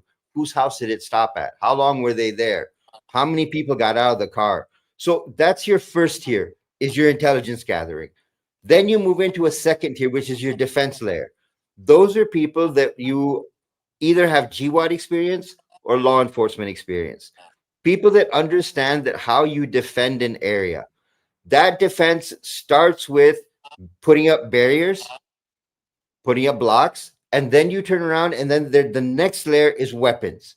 So if someone were to be able to penetrate that layer of defense, the barriers you put up, and they get beyond that, then you have armed response. And those are people that actually understand how to use a weapon and can take responsibility for using that weapon. They know how to stop a vehicle. What are you doing here? What are you here for? Show me your identification. Whose house are you going to? But again, the problem comes in that this isn't the community that we grew up in. People don't know each other anymore. So if I were to say, for example, in your community, someone comes in, stops their vehicle, someone stops the vehicle and goes, I'm headed to Chris's house. Who's Chris? Who's so-and-so? Who's so-and-so? That's when you start developing a problem, because unless you have a community network where everyone knows each other, developing a layered security system, maybe 4, 5, 6 people, and you can't defend a neighborhood with 4, 5, 6 people. That's why we keep saying that you need to start to revive the 1950s America, where everyone got together. There were cookouts, there were barbecues, everybody's kids knew each other. Parents knew the people around them. Kids knew who each other were. That ends up being a great information source. People would get sick in the community, and neighbors would bring bowls, bring hot pots full of soup. That, oh, I heard you were sick, so I brought you some soup. That doesn't exist anymore. America is no longer a connected environment. It has now become completely detached. We are more interested in what's going on in our own home than we are in what's going on in our neighborhood. And that's going to be the biggest downfall when this attack happens. I don't disagree with that at all. Mike, I'm curious from your experience. I mean, you've trained a ton of people, military, law enforcement, private citizens. Where do most people make mistakes? Like, where do they mess up when they first start on this, mission of building up layers of defense? Well, I think the first thing is our own egos and arrogance. I mean, when we have egos because we think we understand more than we do, we're bound to make mistakes. And so, for the example that Khalid gave, if you have a GWAT veteran who's communicating to a police officer, I've trained lots of law enforcement officers on small unit tactics, for example, and a lot of them had a lot of arrogance and egos, and they thought they understand how to shoot, move, communicate, but they didn't even understand the basic principles of it. I mean, as a 17-year-old, you learn individual movement tactics as phase 1 of your Fort Benning infantry experience in small unit tactics. The 3 to 5 second rush, bounding and overwatch, flank and maneuver, all these things are ingrained in you. So as a core fundamental, somebody who was trained as an infantryman, went to Ranger school, did all the training necessary in small unit tactics before I even became a Green Beret, I have a deep understanding of how doctrine applies on the battlefield and the advantage tactically. I've taught law enforcement officers, even SWAT teams, who I've communicated the benefits of understanding how to do this collectively, and they've looked at me and laughed. Yeah. And then I've run Op4 scenarios with opposition forces using simunitions and killed them all. I mean, I've done SWAT scenarios where I was the opposition force just to prove a point, and I killed everybody on the SWAT team before they even entered the room. Wow. And they have to have that. But in this type of situation where we don't have the luxury of time, only the constraint of the circumstance and the situation, they have to learn and adapt quick. So that could be a go to war speech. That could be like, hey, we need to get, you need to understand the vulnerabilities of your children. But honestly, it's shit or get off the pot. If these people don't get it, they're not willing to step up and adapt, then I'm not going to worry about them. They could be on the outside of their own home in this concentric ring that I develop, because I'm worried about the core populace of the people who care about their personal protection. Great insight as usual, Mike. So we're going to jump into segment number 3, which is hardening those perimeters and locking down access. So perimeter hardening starts with basically what you've got already, beefing up your fences, maybe putting in things like motion lights at the edge of your community. So people, when they're exposed by lights, typically don't like that. Bad guys don't like a light being shined on. Not that I'm telling anybody anything you don't already know, pardon me. Also turning easy entrances into tougher entrances for anyone sneaking under the cover of dark. Access control systems. So if you're in a gated community, you probably already have that. ID checks at gates. If somebody runs the gate, and I've had that happen in an HOA that I lived in once, I'll never live in an HOA ever again, by the way. There was an emergency call put out to everybody in the neighborhood that there was someone on the loose that had drove through the gate and was behind the wire, so to speak, as Mike would say. But the other stuff that goes with HOAs that's good is things like visitor logs, keeping track of who's coming and going. And typically, if they're entering by car, they're going to be on the radar. But if they walk in, that's a different story, of course. And basically all this stuff, when we get to this level, Khalid, was it you that said somebody has to sleep? Like everybody has to sleep at some point. Yeah. So you've got to have that overall community or group so that you can share shifts, those sort of things, because otherwise you're DRT. And I don't know if you have an answer to this question or not, but what do you think the quickest win would be for perimeter security from Home Depot? That you could just go buy at Home Depot and start putting together your perimeter defense.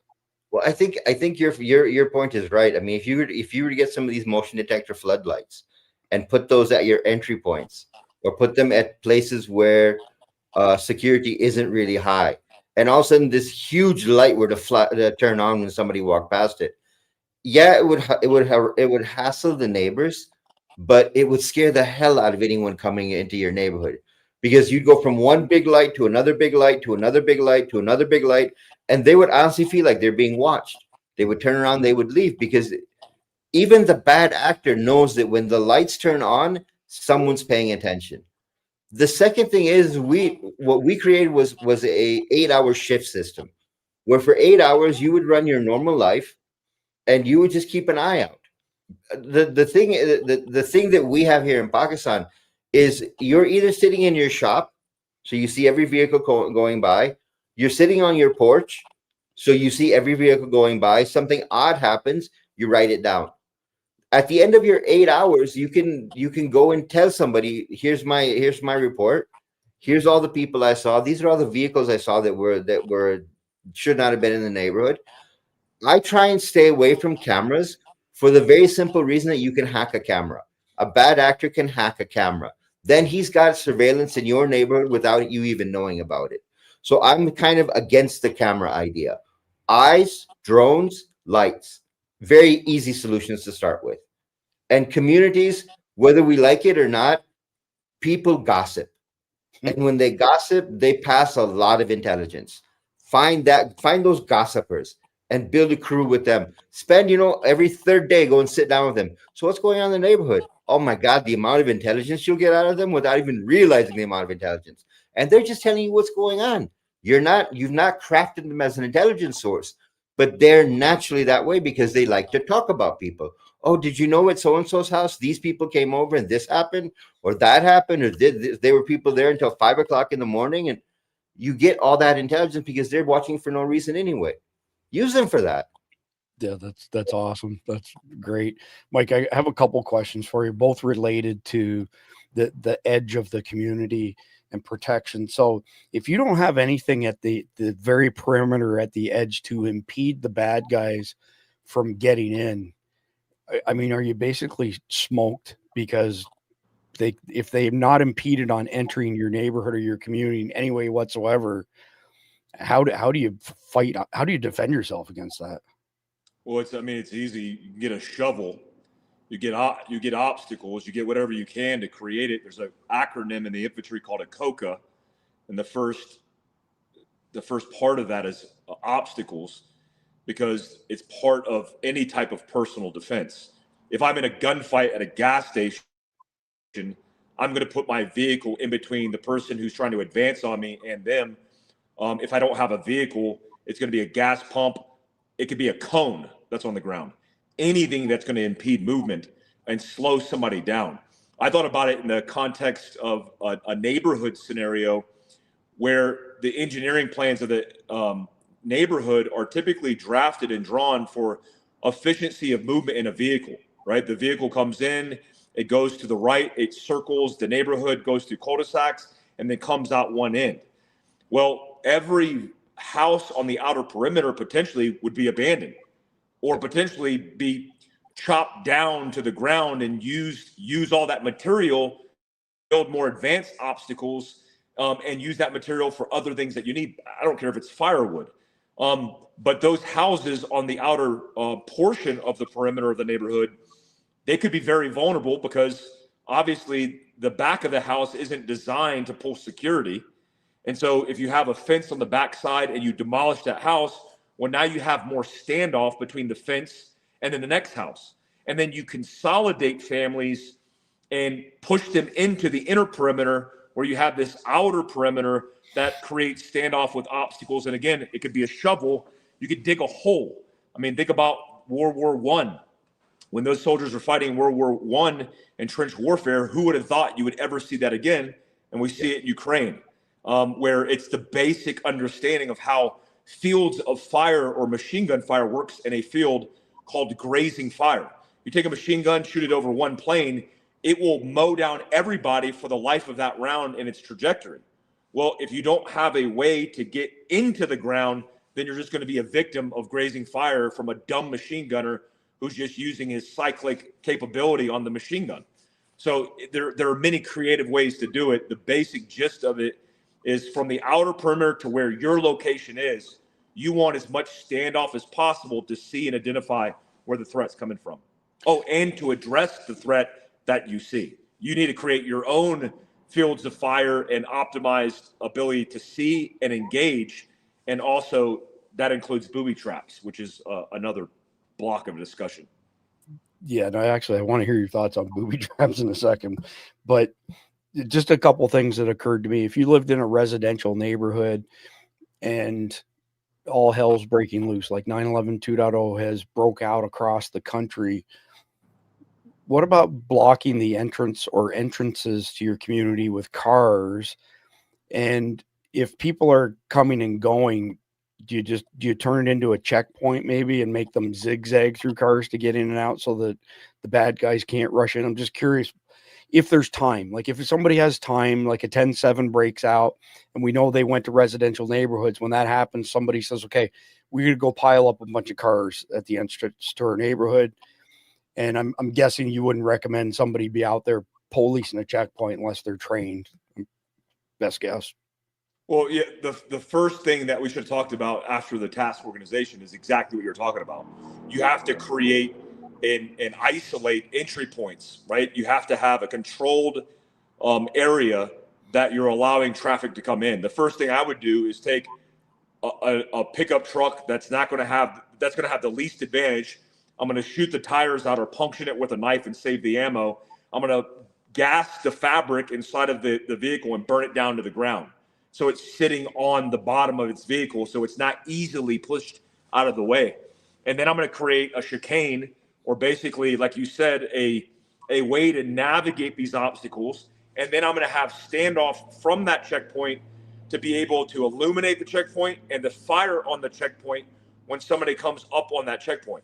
And so with the standoff, you could have a position, which is an OP, an observation post, over that obstacle. When somebody gets to it, they stop. You can engage them if you had to, but then you could afford them the opportunity to identify and then bring them through that obstacle or that chicane. If somebody rams it, well, you have your answer, and then you have enough standoff to address them with the weapon system that you have in the OP.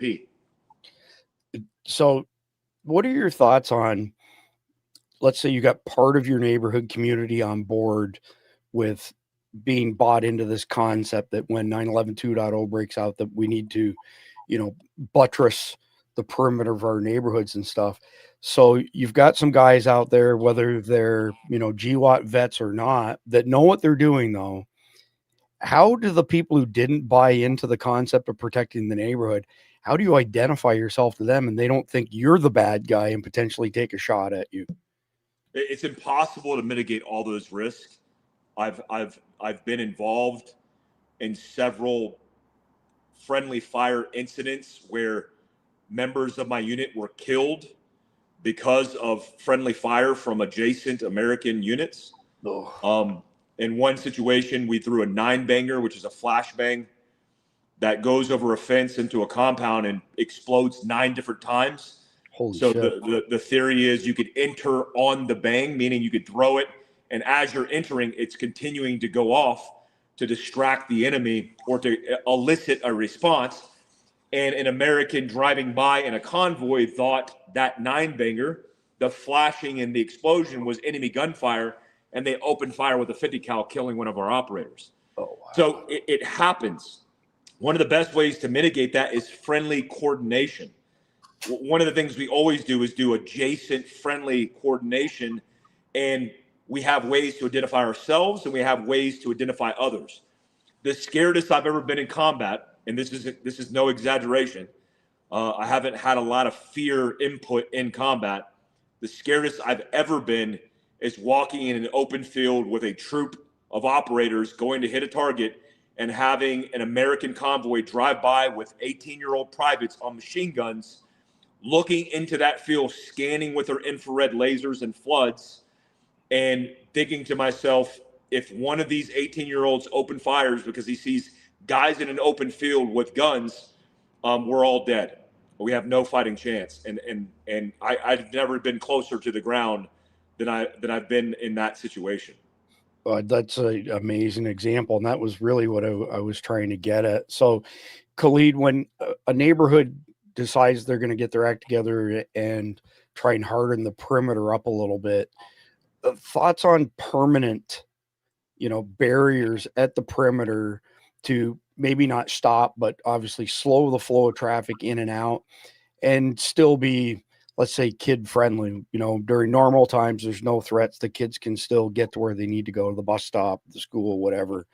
Just thoughts on setting up something a little bit more permanent, but is, clearly not as well, fortified as Mike's example of burning vehicles to the ground. Well, see, I don't know how U.S. law works on this, but I mean, if you put a swinging gate on your entry points, put up a couple of columns and put a swinging gate there, put a regular gate there, that from the hours of 8 in the morning till 7 in the evening, that gate sits open. Mm-hmm. And from 7 in the evening, that gate closes, and then you have to go through a security response where it's a question, and do you live here? Show us your identification. call back to the house that they're going to? Are you expecting a guest? So and so has come and wants to go through. Are they coming to your house and do that? I don't know if U.S. law allows that. One thing that we've always done, and I'm going to build on what Mike was talking about. One thing we've always done is we've put an Overwatch in play. Trained, accurate distance shooters, snipers, for a lack of better word, that are sitting up on top of a roof someplace watching the entry point. And if someone comes up to that entry point and tries to break through, that sniper shooting tires, shooting engine, and taking that vehicle out of commission. It sounds like, you're going to an extreme when you do it, but you're protecting your own neighborhood. That may piss people off, but if someone's going to try and break through your gates and they don't have any intention of behaving with the guy who's standing at the gate going, listen, where are you headed to? And they're like, fuck you, I'm not going to tell you where I'm going. That's a threat. And if he tries to go through, you've put a round into a tire. He has to stop. The guy comes, you send a response team. The response team then controls it, questions it, understands what in the hell was going on in your head that when you went through our gates. It may seem like an extreme response, but in the world we live in right now, you have criminals, you have child abductions, you have robbers, you have in the future terrorists. Building this kind of a security structure for your neighborhood is a good idea. It may piss a lot of people off, but you're securing your neighborhood at very low cost. And once you've done it, you'll feel a lot more safer that, people can't get into our neighborhood at night. I feel I can sleep safer. I can relax now because now I know that there is not going to be a vehicle driving through my neighborhood at 10, 11 o'clock at night, blasting loud music without somebody knowing why they're there or who they're there for. Appreciate that, Khalid. So, Mike, I want to come back. You touched on booby traps, and there's all kinds of laws against booby traps. But what can you put in place? So, two elements. What can you put in at the edge of a community as far as booby traps are concerned? Forget the law for a minute. Let's say it's just crazy times are happening. And what can you put in place on your own property for booby traps that the average person could make happen relatively quickly? And I'll preface it by saying this. Way back when Matt from Demolition Ranch, before he really exploded, he took a bunch of 2-inch PVC and buried it in his front yard. And every so often he stubbed up a piece of PVC and then he filled it full of tannerite. He backed up and he shot it, and there was enough tannerite that all the ground would go boom like this. And he said if anybody stepped foot on his property, he would shoot the tannerite. Obviously, it wouldn't last that long in the long-term tannerite in particular. But thoughts on booby traps? I'm dying to hear what your suggestions are. Well, the point of booby traps is obviously inflicting pain to the bad guys, but also slowing them down. In your own home, when I teach home defense, nobody really thinks about, in home defense, the default is the gun, the shotgun, the rifle, or the pistol inside the house. If you've gotten there already, you've messed up a lot on focusing on physical security. I mean, everything from a bush under a window seal, like basic landscaping principles in home defense are important. Avenues of approach of how you would approach your own house. Most people use sidewalks. Bad guys use the back door. So what do you have on the back end? Do you have a light to illuminate? When it comes to booby traps, I take some of the defaults from Vietnam, punji sticks and bamboo, and you take a 2x4 and you take nails and you drive it through in all angles, and you have the perfect booby trap that you could wedge in a bush. Because if the bush is there, the bad guy's going to go through it. Now they step through the bush, they step through a nail, the fight is going to be very different. Also, it's early warning detection. A bad guy comes to an obstacle. When I was in Green Beret training, for example, in Robin Sage, which is the phase that you fight basically in a rural town in North Carolina, a really cool segment of the training, you're training an auxiliary force, which is civilians, behind enemy lines, which is actually in a town in North Carolina. My booby traps, because I only had certain things at my disposal, were strings and cans. Because when I strung up strings and cans and it started making noise. It alerted me to wake up if I was down, focus my attention if I was up. And again, it was all about early warning. So you can get creative. I would recommend looking at the perimeter of your home and then thinking about expanding that or evolving that into something bigger. A vehicle, for example, as an obstacle could be a booby trap.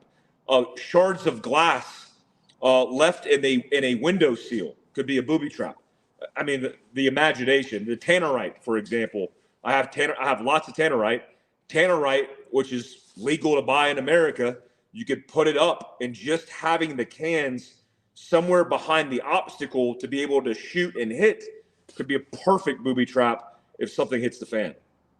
I appreciate that. So when you were in North Carolina, was it anywhere near the real Mayberry by chance? Most people don't know. It actually was. Oh my God. It was all over, but Rockingham, Mayberry, all those places in rural, they had multiple areas. You're killing me here. I grew up in Griffith. Yeah, that's too funny. That's awesome. I could tell you a funny tannerite story. We were at a friend's property a few years back, and we had these little, just the single pound tannerite containers, and we put them under the edge of these 60-gallon steel drums. And I've got some hilarious video on this. So my wife is a really good shot, and her first shot, she hits the tannerite under one of these barrels. The barrel goes flying up in the air. We're 200 yards away, and the barrel's coming straight at us. We had half a dozen lifted 4x4s, all brand new diesels. Like there was hundreds of thousands of fancy trucks all lined up, and you can hear Cindy's youngest son going, fuck, fuck, fuck. And we've got video that actually shows the shadow, and then we got video from a different angle where you can see the barrel. It missed my buddy Joe's truck by like this much. And it was a brand new F-350 all lifted up and everything. It was like, golly. But that's my funny tannerite story. I've got other tannerite stories, but that's my funny one. Anyway, that's the end of segment 3. We've got 2 more segments left to go, and they're relatively short. Shame on me, but I forgot to mention our Substack, survivaldispatch.news. If we're broadcasting live, which is Monday to Friday, 7 p.m. Eastern, you'll see the video up top where you can see Khalid right now. So if you're having problems finding our video on CommieTube or any other communist platform like that, just go to survivaldispatch.news. It'll take you to our Substack. And while you're there, if you sign up as a Guardian, you will unlock 4 Intel channels on Signal, soon to be 5, by the way. Just stay tuned on that. You'll get SHTF alerts through our SDEN system, Survival Dispatch Emergency Notification System. So what that is we send notices out to your email, to your POC-Link radios. I have one around here somewhere. Everybody's got POC-Link radios in our group. Here's one of them right here. It goes to our Substack, and it also goes to our Signal channels. We have a dedicated channel just for that. And another interesting value add, and I'm actually going to have you discuss this a little bit, Mike. We have talked a lot about how the legacy media just can't be trusted. It's all propaganda. And son of a bitch, I forgot to bring Mike on this stage. One of the value adds, Mike, that we found with the Guardians program is that we now have eyeballs across the country. We've got people who are Survival Dispatch Guardians that are super active in all of our Signal channels. And somebody says, oh, I read the news, or I saw this X post that whatever was happening in Portland. And somebody will chime in and say, no, I just drove by there 10 minutes ago. That's not what's happening. Here's what's happening. It's been an awesome value add. So I want to come back to you, Mike, because you started American Contingency for similar purpose of bringing people together across the country. Just speak to the value of being able to short circuit the propaganda from mainstream media, if nothing else. Yeah, it's an effective tool. I mean, that is one of the benefits of social media and the integration of technology in our lives, our cell phones, our smart computers in our hands. And that gives us access to other people, other communities. And when I formed American Contingency, the idea was creating a forum for people to connect. It's been highly effective. There's still active groups all over the country. And I look at that as a proxy auxiliary force that literally can activate and support each other all over the country. On J6, for example, when this happened, I was asked to go there, and instead of everybody looked to me for guidance, I said, hey, our job is to support our communities. You shouldn't be invested in a protest that's potentially going to go south. If you're a member of American Contingency and you're there, stay on the outskirts to report the information to give to the neighborhoods around the area, just in case it goes south, so we could protect and defend our own communities, which is one of the reasons I didn't end up in prison. But it is an effective tool. And if you don't have the ability to do it, the Guardian channel, this network, or forming your own is a good tactic. Get with people in your own community, in your own backyard, and then start networking and building other groups out. You don't have to wait for American Contingency to do it for you. You could do it yourself. Yeah, appreciate that, Mike. So our mutual friend, good friend, Keith Graves from Christian Warrior Training had retired just before J6. And there were 10 retired law enforcement officers in his community that had made plans to go to DC for J6. And something didn't feel right to Keith. And he said to himself, don't go, just don't go. The other 9 guys went, and every single one of them was arrested and imprisoned for a long period of time. And they all had to be pardoned by Trump. So it's interesting that both you and Keith Graves were that prescient to know, like, doesn't smell right, not going to go there. So final wrap up, by the way, on survivaldispatch.news, the Guardian program. It's only $7.99 a month or $74.99 a year. $74.99 a year, you get 2.5 free months.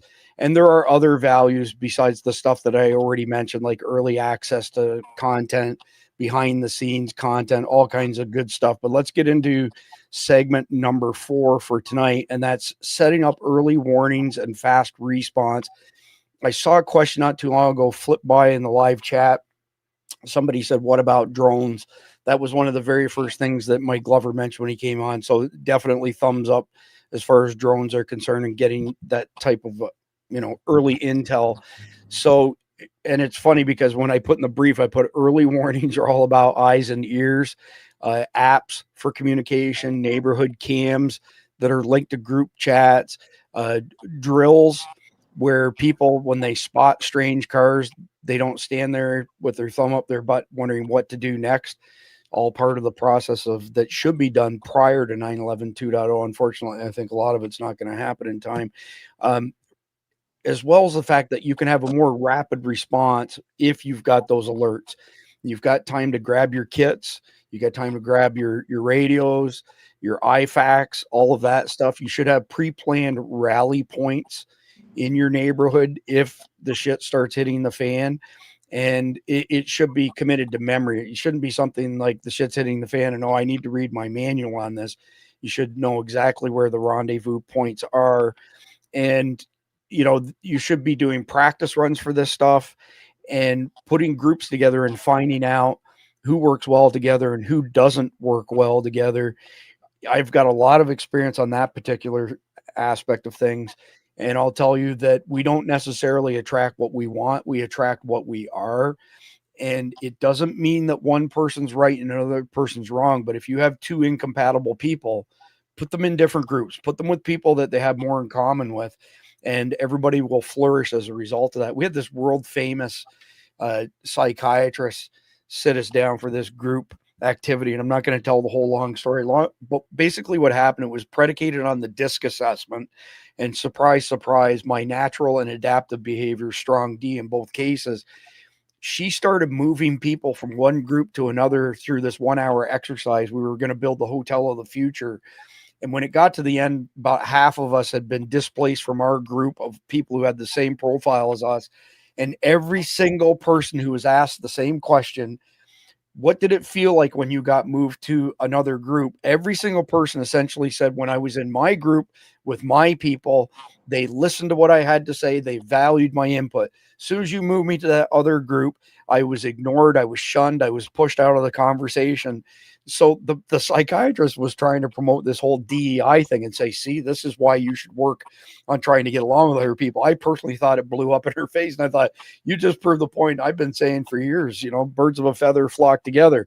But anyway, with all of that being said, Mike, I'm going to come to you and then Khalid. What's the go-to for the cheapest way of getting some of that early intel, that edge of community intel that you need to stand the best chance of defending your community? It's going to be the human network, in my opinion. I mean, Okay. you need eyes and ears, like you said, and the significance of eyes and ears is via the comms that you potentially would have. The eyes and ears are going to be outside of your perimeter. They're not going to be part of your group. When you create allies, which is necessary in every battle, when you create allies that are cooperating together,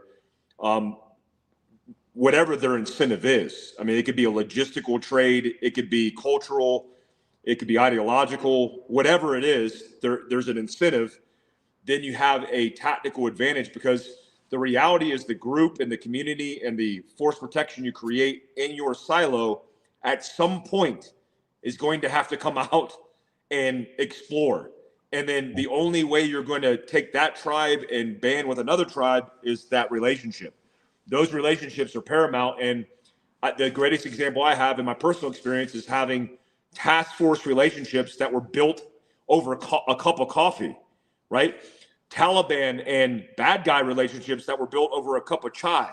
Like, these things benefit you when, Ahmed sends us a runner that comes to the front door of our fire base and says he has intel that this group of Taliban that he's not affiliated with is going to come and attack us at 12 o'clock tomorrow afternoon.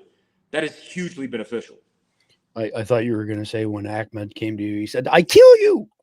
I was trying to pull a culturally responsible name, and that's the one I came up with. Fair enough. Well, one of the watchers, by the way, is part of your AMCON American contingency, and said thank you very much, by the way. Oh, thank you for supporting. If you caught that. Absolutely. So, Khalid, how often realistically could you get people to commit to doing drills on this stuff? Like, just, I know it's speculation, but what do you think the optimum level is? Like, in my mind, the optimum level is we should be training all the time, because that's my mentality for things. That's not going to happen. What do you think the optimum numbers is? Once a month? Is it once a quarter? How often does it take? The problem is, how do you set up the drill? People don't like to come out for exercises where they don't get anything in return. You've got to give them something back. So if you say, well, we're going to do a drill, and you come out and you do the drill and say, okay, everybody go home, everybody's going to go, okay, I'm not going to the next one. So the problem becomes, you need to create an incentive for them to come out. And it sounds really dumb when you say it, that to protect yourself, I need to give you an incentive to train. But the culture has developed in such a way that if I don't get something for my time, I'm not coming. So the great way to do it is to set up a barbecue, that we're going to do this training drill, and then we'll do a barbecue afterwards. That way you not only get the training done, but you go sit down, have a meal, you talk to each other, you figure out what people understood, what they didn't understand, where did they see mistakes, how do you improve? You can do that. If you tie in the barbecue, you have every 2 weeks you can do a drill. But if you take out that incentive for people to come, good luck getting it done once a quarter. Man, that is freaking awesome advice. I mean, you could get me to do just about anything for a steak, really good steak, big steak, sort of thing. But really well said. Thanks, Khalid. Just want to round out this 4th segment with you, Mike. What's the deadliest situation? Let me paint a scenario for you and tell me what the deadliest scenario is. You've got a neighborhood, either they have protection or they don't have protection, but there's no early warning, and groups of jihadis, let's say 5 to 10 jihadis with everything from hand grenades to full auto machine guns. What's the death count look like, let's say, for 100 people in a small community invaded by 5 to 10 jihadis, and there's been no early warning? What does that play out like? I mean, if you break it down, let's break it down, a family of 4. You're talking about 100 divided by 4. Each household is completely vulnerable, and even people who have guns for self-defense, they stand no chance. The casualty rate is going to be 99.9%. The only person who's going to survive is the person who's prepared, likely a GWAT veteran or somebody watching this that pays attention and is training their ass off, because it's what happened in Israel. It's what would continue to happen throughout the entire globe. I mean, it's just the nature of humanity. As you see these people come in, I also think about groups of exploiters. I mean, it's not just going to be jihadists. It's going to be criminals that are looking because maybe their kids are starving, or they're just greedy and they know that community is vulnerable. That's equal as a threat, because, I mean, you take 5 or 6 gangbangers who are lunatics who are hopped up on whatever, and they're coming in and they're just free range killing everybody. That's a huge problem. I don't think anybody against a jihadist cell who's hell bent on creating casualties stands any chance unless they're actively or proactively training. Yeah. I may have asked you this on another podcast, but what's the increase in sophistication and skills for jihadis now versus 20 years ago? Well, I think it's just the wherewithal of the understanding of how Americans work. I mean, a lot of people across the world, even in the beginning of the GWAT, when I went to Afghanistan, they really didn't understand how the world worked, especially Americans. Now we have so many vulnerabilities here because when you're a jihadist and you're behind enemy lines, you've understood the pattern of life because you live it. And so you know when Americans are going to check out, when they're going to be paying attention to their phones and not having a heads-up display, how they get into their garages every single day. So you know all the vulnerabilities. And so you haven't been studying it abroad via propaganda that's downloaded on a Commodore 2000. You're physically immersed in the environment. And that's the worst kind of enemy, because it's the enemy within. Yeah, very well said. So we're going to jump into the 5th and final segment here, which is rallying communities to maintain some readiness, resilience, and defenses. It's funny, Khalid. So the very first sentence on this segment in the brief speaks to your thoughts on food. Basically, building defenses means rallying the block, potlucks with prep talks. So I'll take the cookout plus the potluck. But yeah, it is a really good suggestion.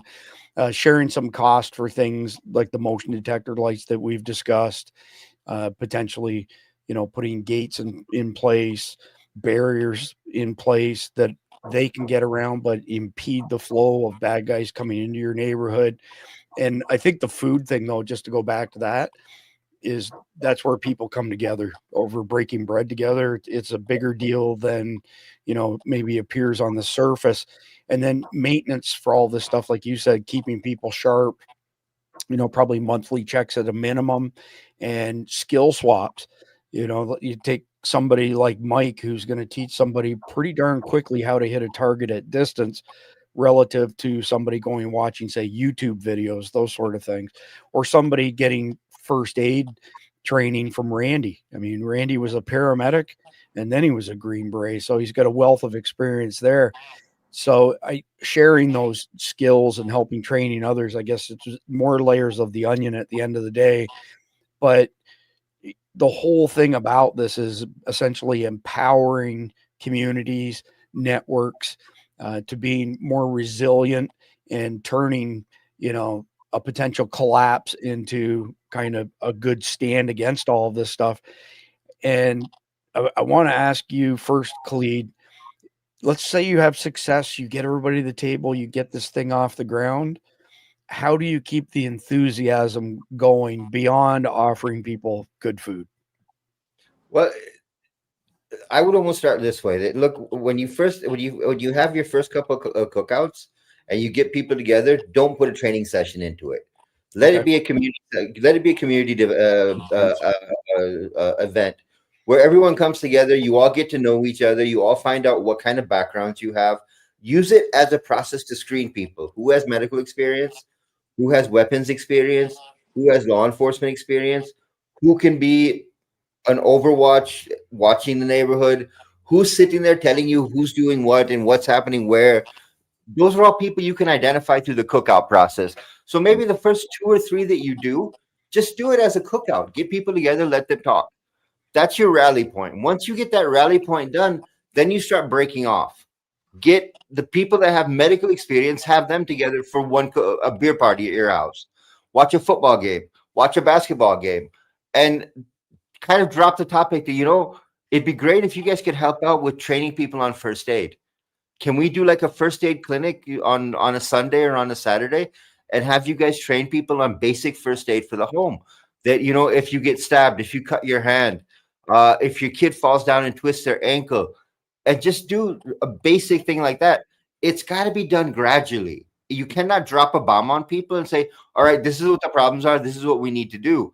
Get the community together first. Start talking about it. Start discussing it. Once you get that community relationship involved, then it's very easy to build out. But if you start out with the build out, you're going to lose people very quickly. Before I go to Mike with questions for him, can you answer this question for Ash? How many neighborhoods are realistically at risk of jihadis running through? Are they just the ones near second-tier cities? All of them are. I mean, first tier, second tier, third tier cities. Again, I'm going to come back to the point. The infiltration done by Muslim Brotherhood has created a risk in every city, every community in the United States. If you don't agree with it, go and have a look at Europe. Look at how many problems they're having in Europe. It's because they allowed these people to come, spread their ideology, spread their mentality, and the community I'm talking about building is exactly what they did. They got together Muslims that believed the way they did, branched them off, started thinking, okay, this is someone we can radicalize. This is someone who's already radicalized. And they had different meetings with them and built up. So now every community that you have in the US is at risk. And this is why these broadcasts, this channel is so important for people to watch, because you are learning before it actually happens. You're learning that these people are people you need to be careful with. And we're giving you tips throughout every broadcast of how to identify them, bring up topics, have conversations that are going to get somebody to flare up. Once they flare, you've identified them. Thanks, Clede. So, Mike, we've discussed target hardening at the home level. Security systems, cameras, motion detector lights, plants under windows that'll stab you, like Robolini's here in Florida that have like 4-inch needles on them that go through leather, denim, or anything and inject poison, and you putting those under your windows and all the other things. Does that come into play for communities as well? So, for example, if one community went through all the stuff we've discussed tonight, or a portion of the stuff we've discussed, and the next community didn't do that, would you think that would affect the jihadis as far as them looking at the hard target and saying, yeah, we're going to take a pass on that because this is an easier target over here? Yeah, soft target selection is going to be the priority always. I mean, that's how it works. Okay. And so they're going to go where there is no robust anything. I mean, by the way, the overwhelming majority of the country will be a soft target. The only hard targets are going to be the groups that are paying attention, like on here, that are just consolidating their resources and their assets and have some form of protection. Will it be like the fire base where you start burning neighbors' houses to the ground to create rubble for fields of fire? Well, that's the worst case. If you back it off just a little bit, well, you're going to have a couple houses that band together, and they might set up their own perimeters. They might have a roving guard around their own areas. They don't need to burn a car, but certainly if a jihadist sees that, they're going to go to the alternative neighborhood that's the soft target. So again, you've done just a ton of training, military, law enforcement, private individuals. Any suggestions on how to make this exercise of protecting and hardening your community fun, so that in addition to the food, there's some element of fun and enjoyment for people to get involved and actually do the things? Yeah, I think wargaming or course of action development is fun because it allows you to use your imagination, especially if it's led by a subject matter expert who understands, one, how a course of action development or wargaming session, the civilian translation is brainstorming, a brainstorming session of just throwing out thoughts, ideas, and then taking all that information, all those creative ideas, and distilling things that are going to potentially work, and then focusing down on those things in a working group to bring those to fruition. That's the most creative way to do it. It could be done over food. It could be done over drinks. It could be done over coffee. It could be done over just community and laughing and not taking it so seriously. Because when you have a opposition force role player who's playing the devil's advocate, the bad guy, well, that presses people and challenges them creatively and makes it more enjoyable process.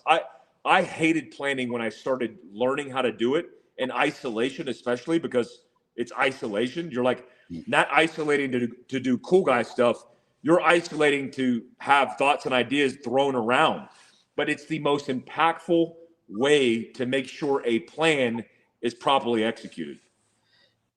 Is there any way to introduce some sort of fun competition into this stuff?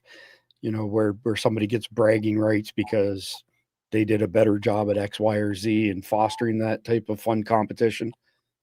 Yeah, it's the way to do it is, I for example, when I went to ANOC, which is E7 school for special forces, I just naturally took over the course of action development segment because it was just so stagnated.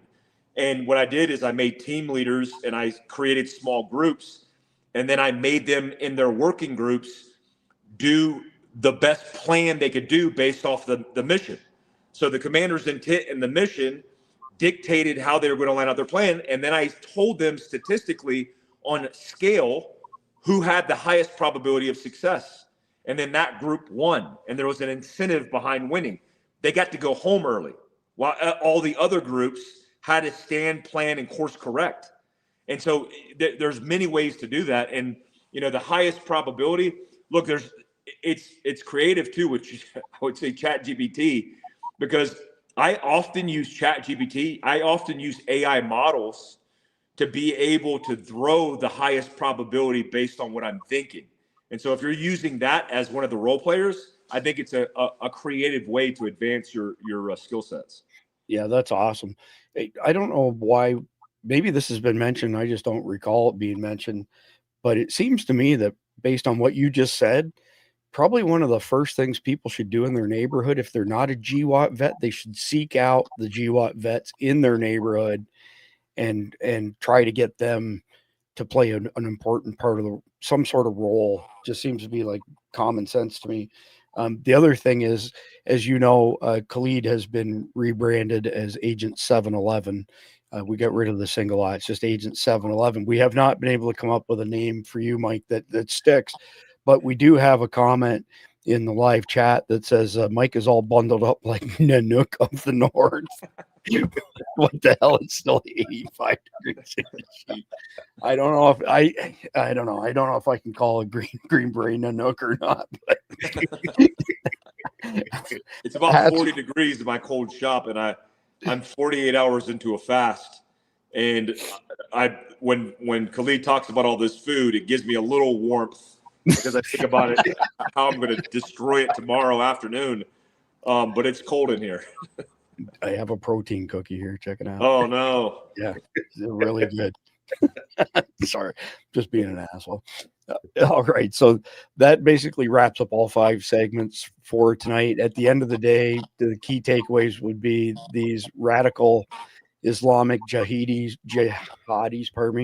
are making plans to go beyond just attacking the initial soft targets. The plans to go into neighborhoods. Khalid's exposed a lot of intel that the attacks will include components like 10-7 in Israel, but worse, because it'll keep going on and on and on because we've allowed so many terrorists into our country.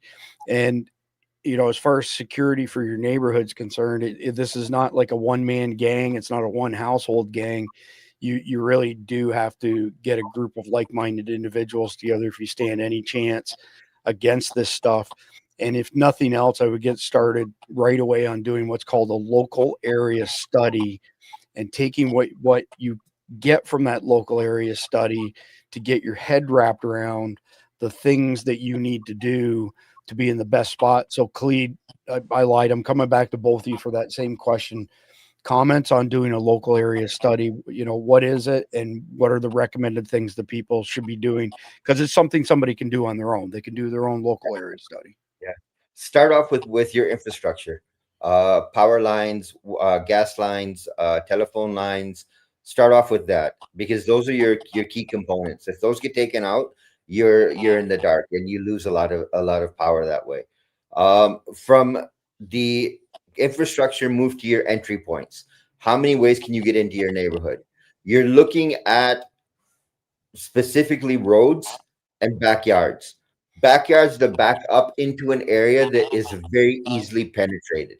So if someone can move in that area and come through a backyard and enter into your neighborhood, those are areas that you need to secure in some sort of way.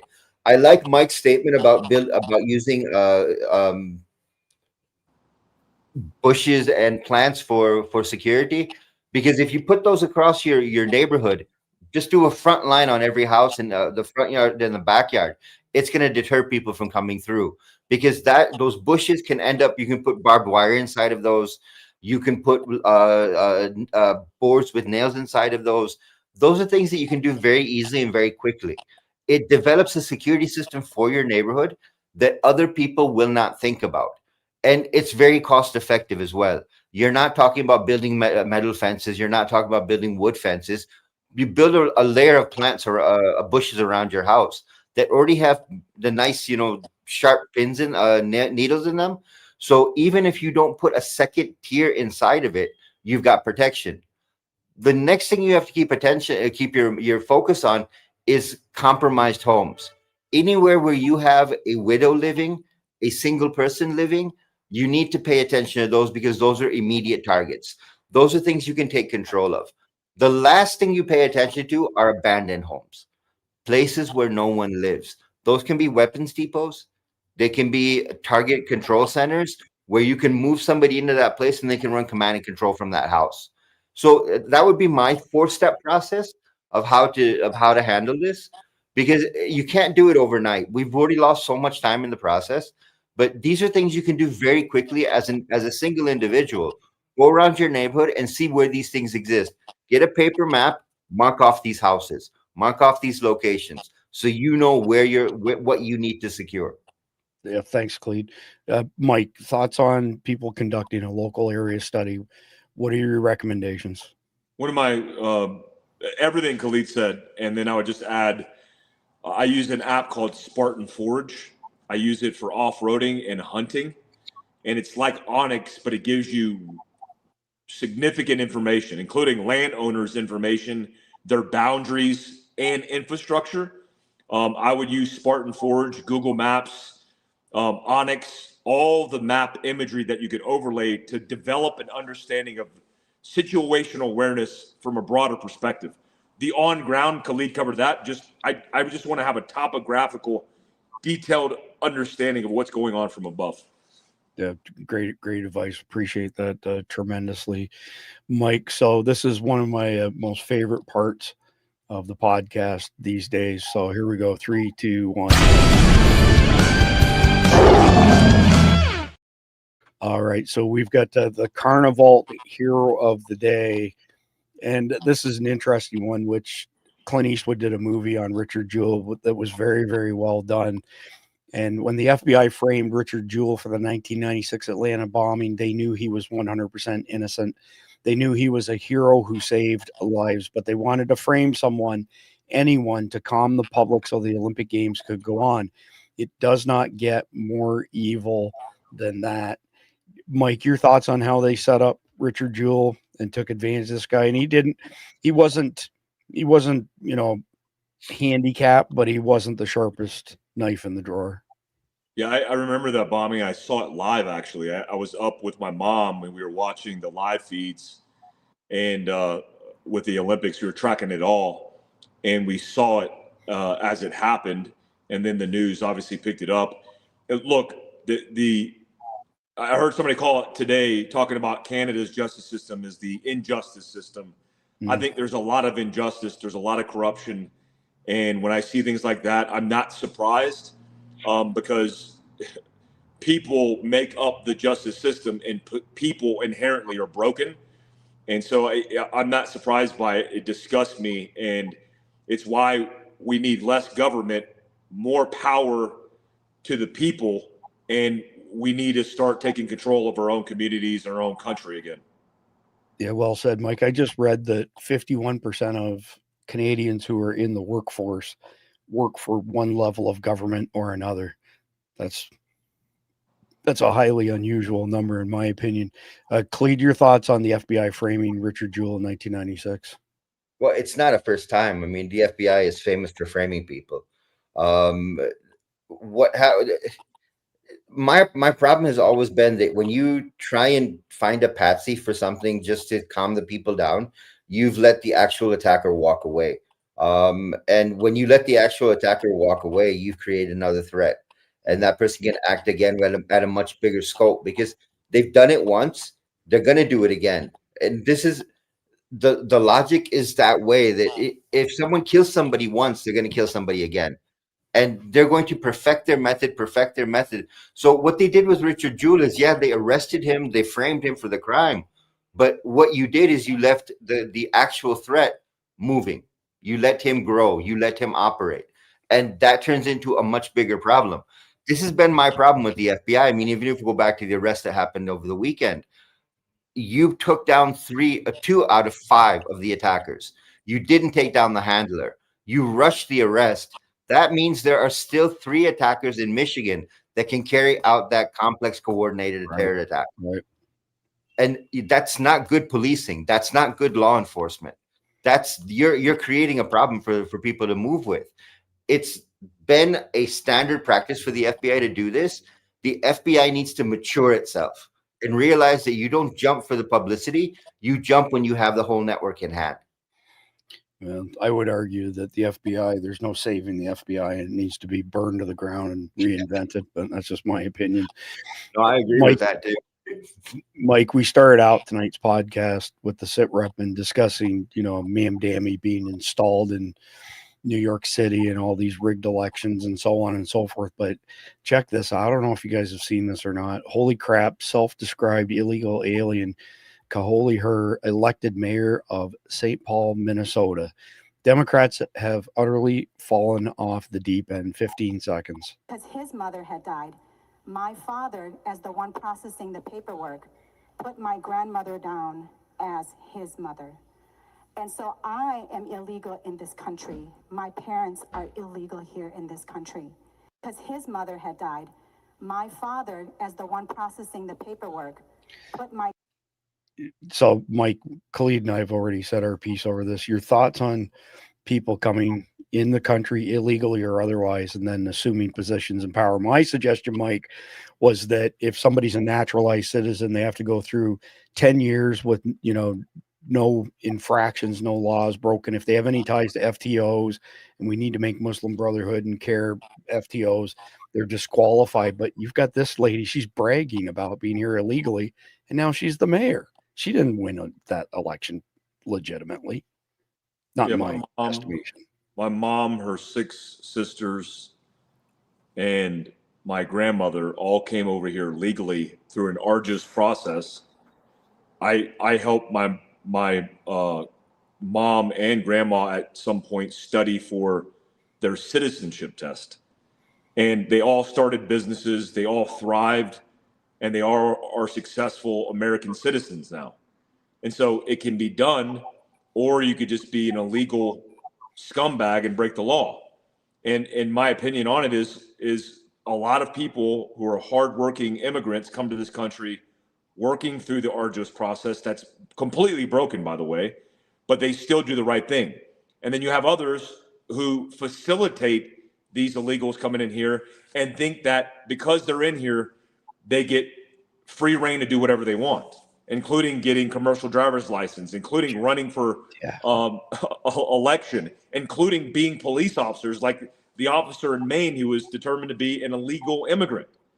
So look, I'm all about the country being full of immigrants because that's how we were founded and that's how we evolved. But I also think we should abide by a law and order. If my family can do it, getting here legally, going through the hard work and process, then everybody should follow that standard. And once we bend or flex the rules for a few, you see what happens. We have 11 plus million. I think the estimate is closer to 20 million that have come in here illegally, and we'll pay the price for that. Yeah, no question at all. So I also want to mention deaddropintel.org. This is one of Mike's projects. Maybe just a quick pitch for Dead Drop Intel, Mike. Yeah, Dead Drop Intel is just, look, Substack is very, very much about the written word and the long form discussion. And that's what Dead Drop Intel is. It's giving you intel and information from reliable sources who are living immersed in intelligence. And it's a bunch of intelligence experts, me as an operations expert, I write an article a week that's significant about what's going on. Tomorrow I'll be doing a podcast on Mike Force podcast, and I'll be writing an article about Mamdani and the consequences of democratic socialism and the evolution of Marxism throughout the country. I appreciate that, Mike. Thank you. Dead Drop Intel. I do a little bit of work on the back end, but it's guys like Mike and Khalid and others who are Intel experts who really kick ass on that particular site. So it's time for the conflicted question of the night. If you were faced with the choice of either taking care of your family or seeking revenge on someone who murdered a loved one, which one would you pick? So we already have people commenting, Khalid, that you're going battlefield execution. Of course. You kill a loved one, that you've crossed the line. I mean, you don't deserve to live anymore. Yeah, I'll probably torture you for a while beforehand. I'll get my pound of flesh as well, and then I'll put you in the ground. That's guaranteed. That's without doubt. Oh, you kill me. So, Mike, if you were faced with a choice of either taking care of your family or seeking revenge on someone who murdered a loved one, which one would you pick? I would never, I'm a multitasker. I could do both. Taking care of your family is pretty easy. The other side of that is seeking revenge. I don't like the word revenge. I like the word vengeance. When I was in Iraq in 2007, we had a vengeance board, and we had a call sign of every guy we've lost to the GWAT that was a member of our unit. And we had his initials on our left shoulder. Whenever we killed a terrorist, we took that off and we posted it and put it on the board. And by the end of the rotation, all the call sign initial patches that we had were on the right side of the board. I will easily put that person's name on the right side of the board and take care of my family at the same time. That's a great answer. And I don't have your skill set, but I was going to say I choose both of them myself. I want to give one more shout out to our friends at vetstactical.com. The gentleman behind this is really, really solid, good American, and his product is pretty badass. And it's vetstactical.com, and you can use the code SD10 to get 10% off. And I'll just swing over here to the other stage briefly. So these are the Vets Tactical. They're called the Cupolsters, Cupolster. The one that the yellow plastic gun, YouTube, yellow plastic gun, plastic toy, not a real gun. Don't give me a strike. It is pretty much vertical up and down. And the one on the other side, this orange one, is cantilevered back approximately 20 degrees. So if your cup holder's further away, it's easier to retrieve it. Mike, I know that they sent you some cup holsters too. What are your thoughts? I haven't even had a chance to ping you on this yet. Look, it's in my truck right now, my F-350. I think it's a viable option because you need ready access in that worst case scenario. You don't have time to, in the wintertime especially, remove your jacket, your seatbelt, and then get in your pants while the back strap of your frame is adhered to your belly. It's just not going to work out best for you. You want ready access. It's magnet retained, which I think is very beneficial because I don't like holsters that don't have retention. And it has different pitch angles. I have the Alpha model, which covers the line of Glocks and some others. But basically, it's the easiest way to move from vehicle to vehicle. You don't need to buy 10 of them. I mean, you could take one and move it from cup holder to cup holder. Yeah, and they've got all shims come with them, like some double-sided shims, like double-sided adhesive it's a pretty innovative product. You missed earlier, Jeff MD was telling us on Surviving Man, which you and I have worked with in the past.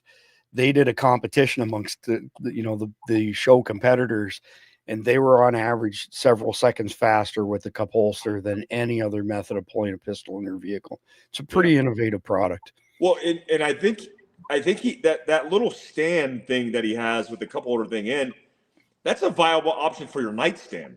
I mean, the problem with a nightstand gun is it's laying flat, and in IPSC or USPSA, part of the competition is rolling that into your grip frame, or the frame into your grip, and then rolling it out, which takes time. If you have the ability to create purchase on the grip, because I always say acquisition of grip happens when you touch the pistol. You don't pick up a pistol like a ham sandwich and then you're like, I have a hoagie, and then work the grip. You want to touch the gun and acquire grip, so when you get it, you can go to work. So that even on the side of your nightstand or wherever you have your office space, I think is a good idea, because you could acquire grip really easily. Man, that's really well said. I appreciate the insight on that, Mike. I like the product for another reason as well, by the way, which you're aware of. These guys make their product in Idaho. It's 100% American made. And as the company grows, he's going to be hiring more vets and law enforcement officers. Pretty cool stuff. And it's at vetstactical.com, SD10. That just lets him know that you got it from us. We don't get any affiliate payment from that. He was generous with a stipend for us that we appreciate very much. Help us defer some costs. Well, speaking of which, I have to give a shout out, of course, to our premium sponsor, which is carnivalt.com. So this is 100% American. The bag's American. The O2 absorber's American. The meat's American. There's no mRNA, no antibiotics, no histamines. You don't have shitty steak at the grocery store where it's actually offcuts that have been glued together. If you don't believe me, look it up. There's tons of videos out there on it, as well as the fact that this is great for no refrigeration. Like this bag, before I ate it, had 6 ounces of top sirloin in it, reconstitutes in 5 to 10 minutes, creates a pound and a half, but it doesn't have to be refrigerated, which is a major bonus. Super convenient. They have single packs too, by the way. So if you go off trail, overlanding, hiking, camping, hunting, fishing, whatever, you can take it with you. And it's super convenient in that regard. But other than that, I got one last reminder for y'all. And Mike and Clee can relate to this. I get between 300 and 500 legitimate emails per day. I reply to somewhere around 80% of them. I have to triage them. There's so many of them. I rarely, if ever check DMs on any platform. I don't want to ignore anybody, but if you're DMing me on any platform, chances are I never saw it, never will see it. I just don't have the bandwidth to do it. Best way to reach me is on our signal groups, through our Guardians membership, which is survivaldispatch.news. Get me on one of the signal groups, or email support@survivaldispatch.com. So with all of that out of the way, we will be back tomorrow night with the next episode in our Long War series, and it's Counterintelligence 101. So the theme is basically detecting infiltration, and to summarize it, identifying spies, informants, hostile actors hiding within your community. But other than that, I want to thank everyone out there, especially our Guardian members who help us do what we do. Between now and tomorrow night when we're back, if you could please like, share, comment, subscribe, I would appreciate it very much. God bless America. That's America. Enjoy the closing video.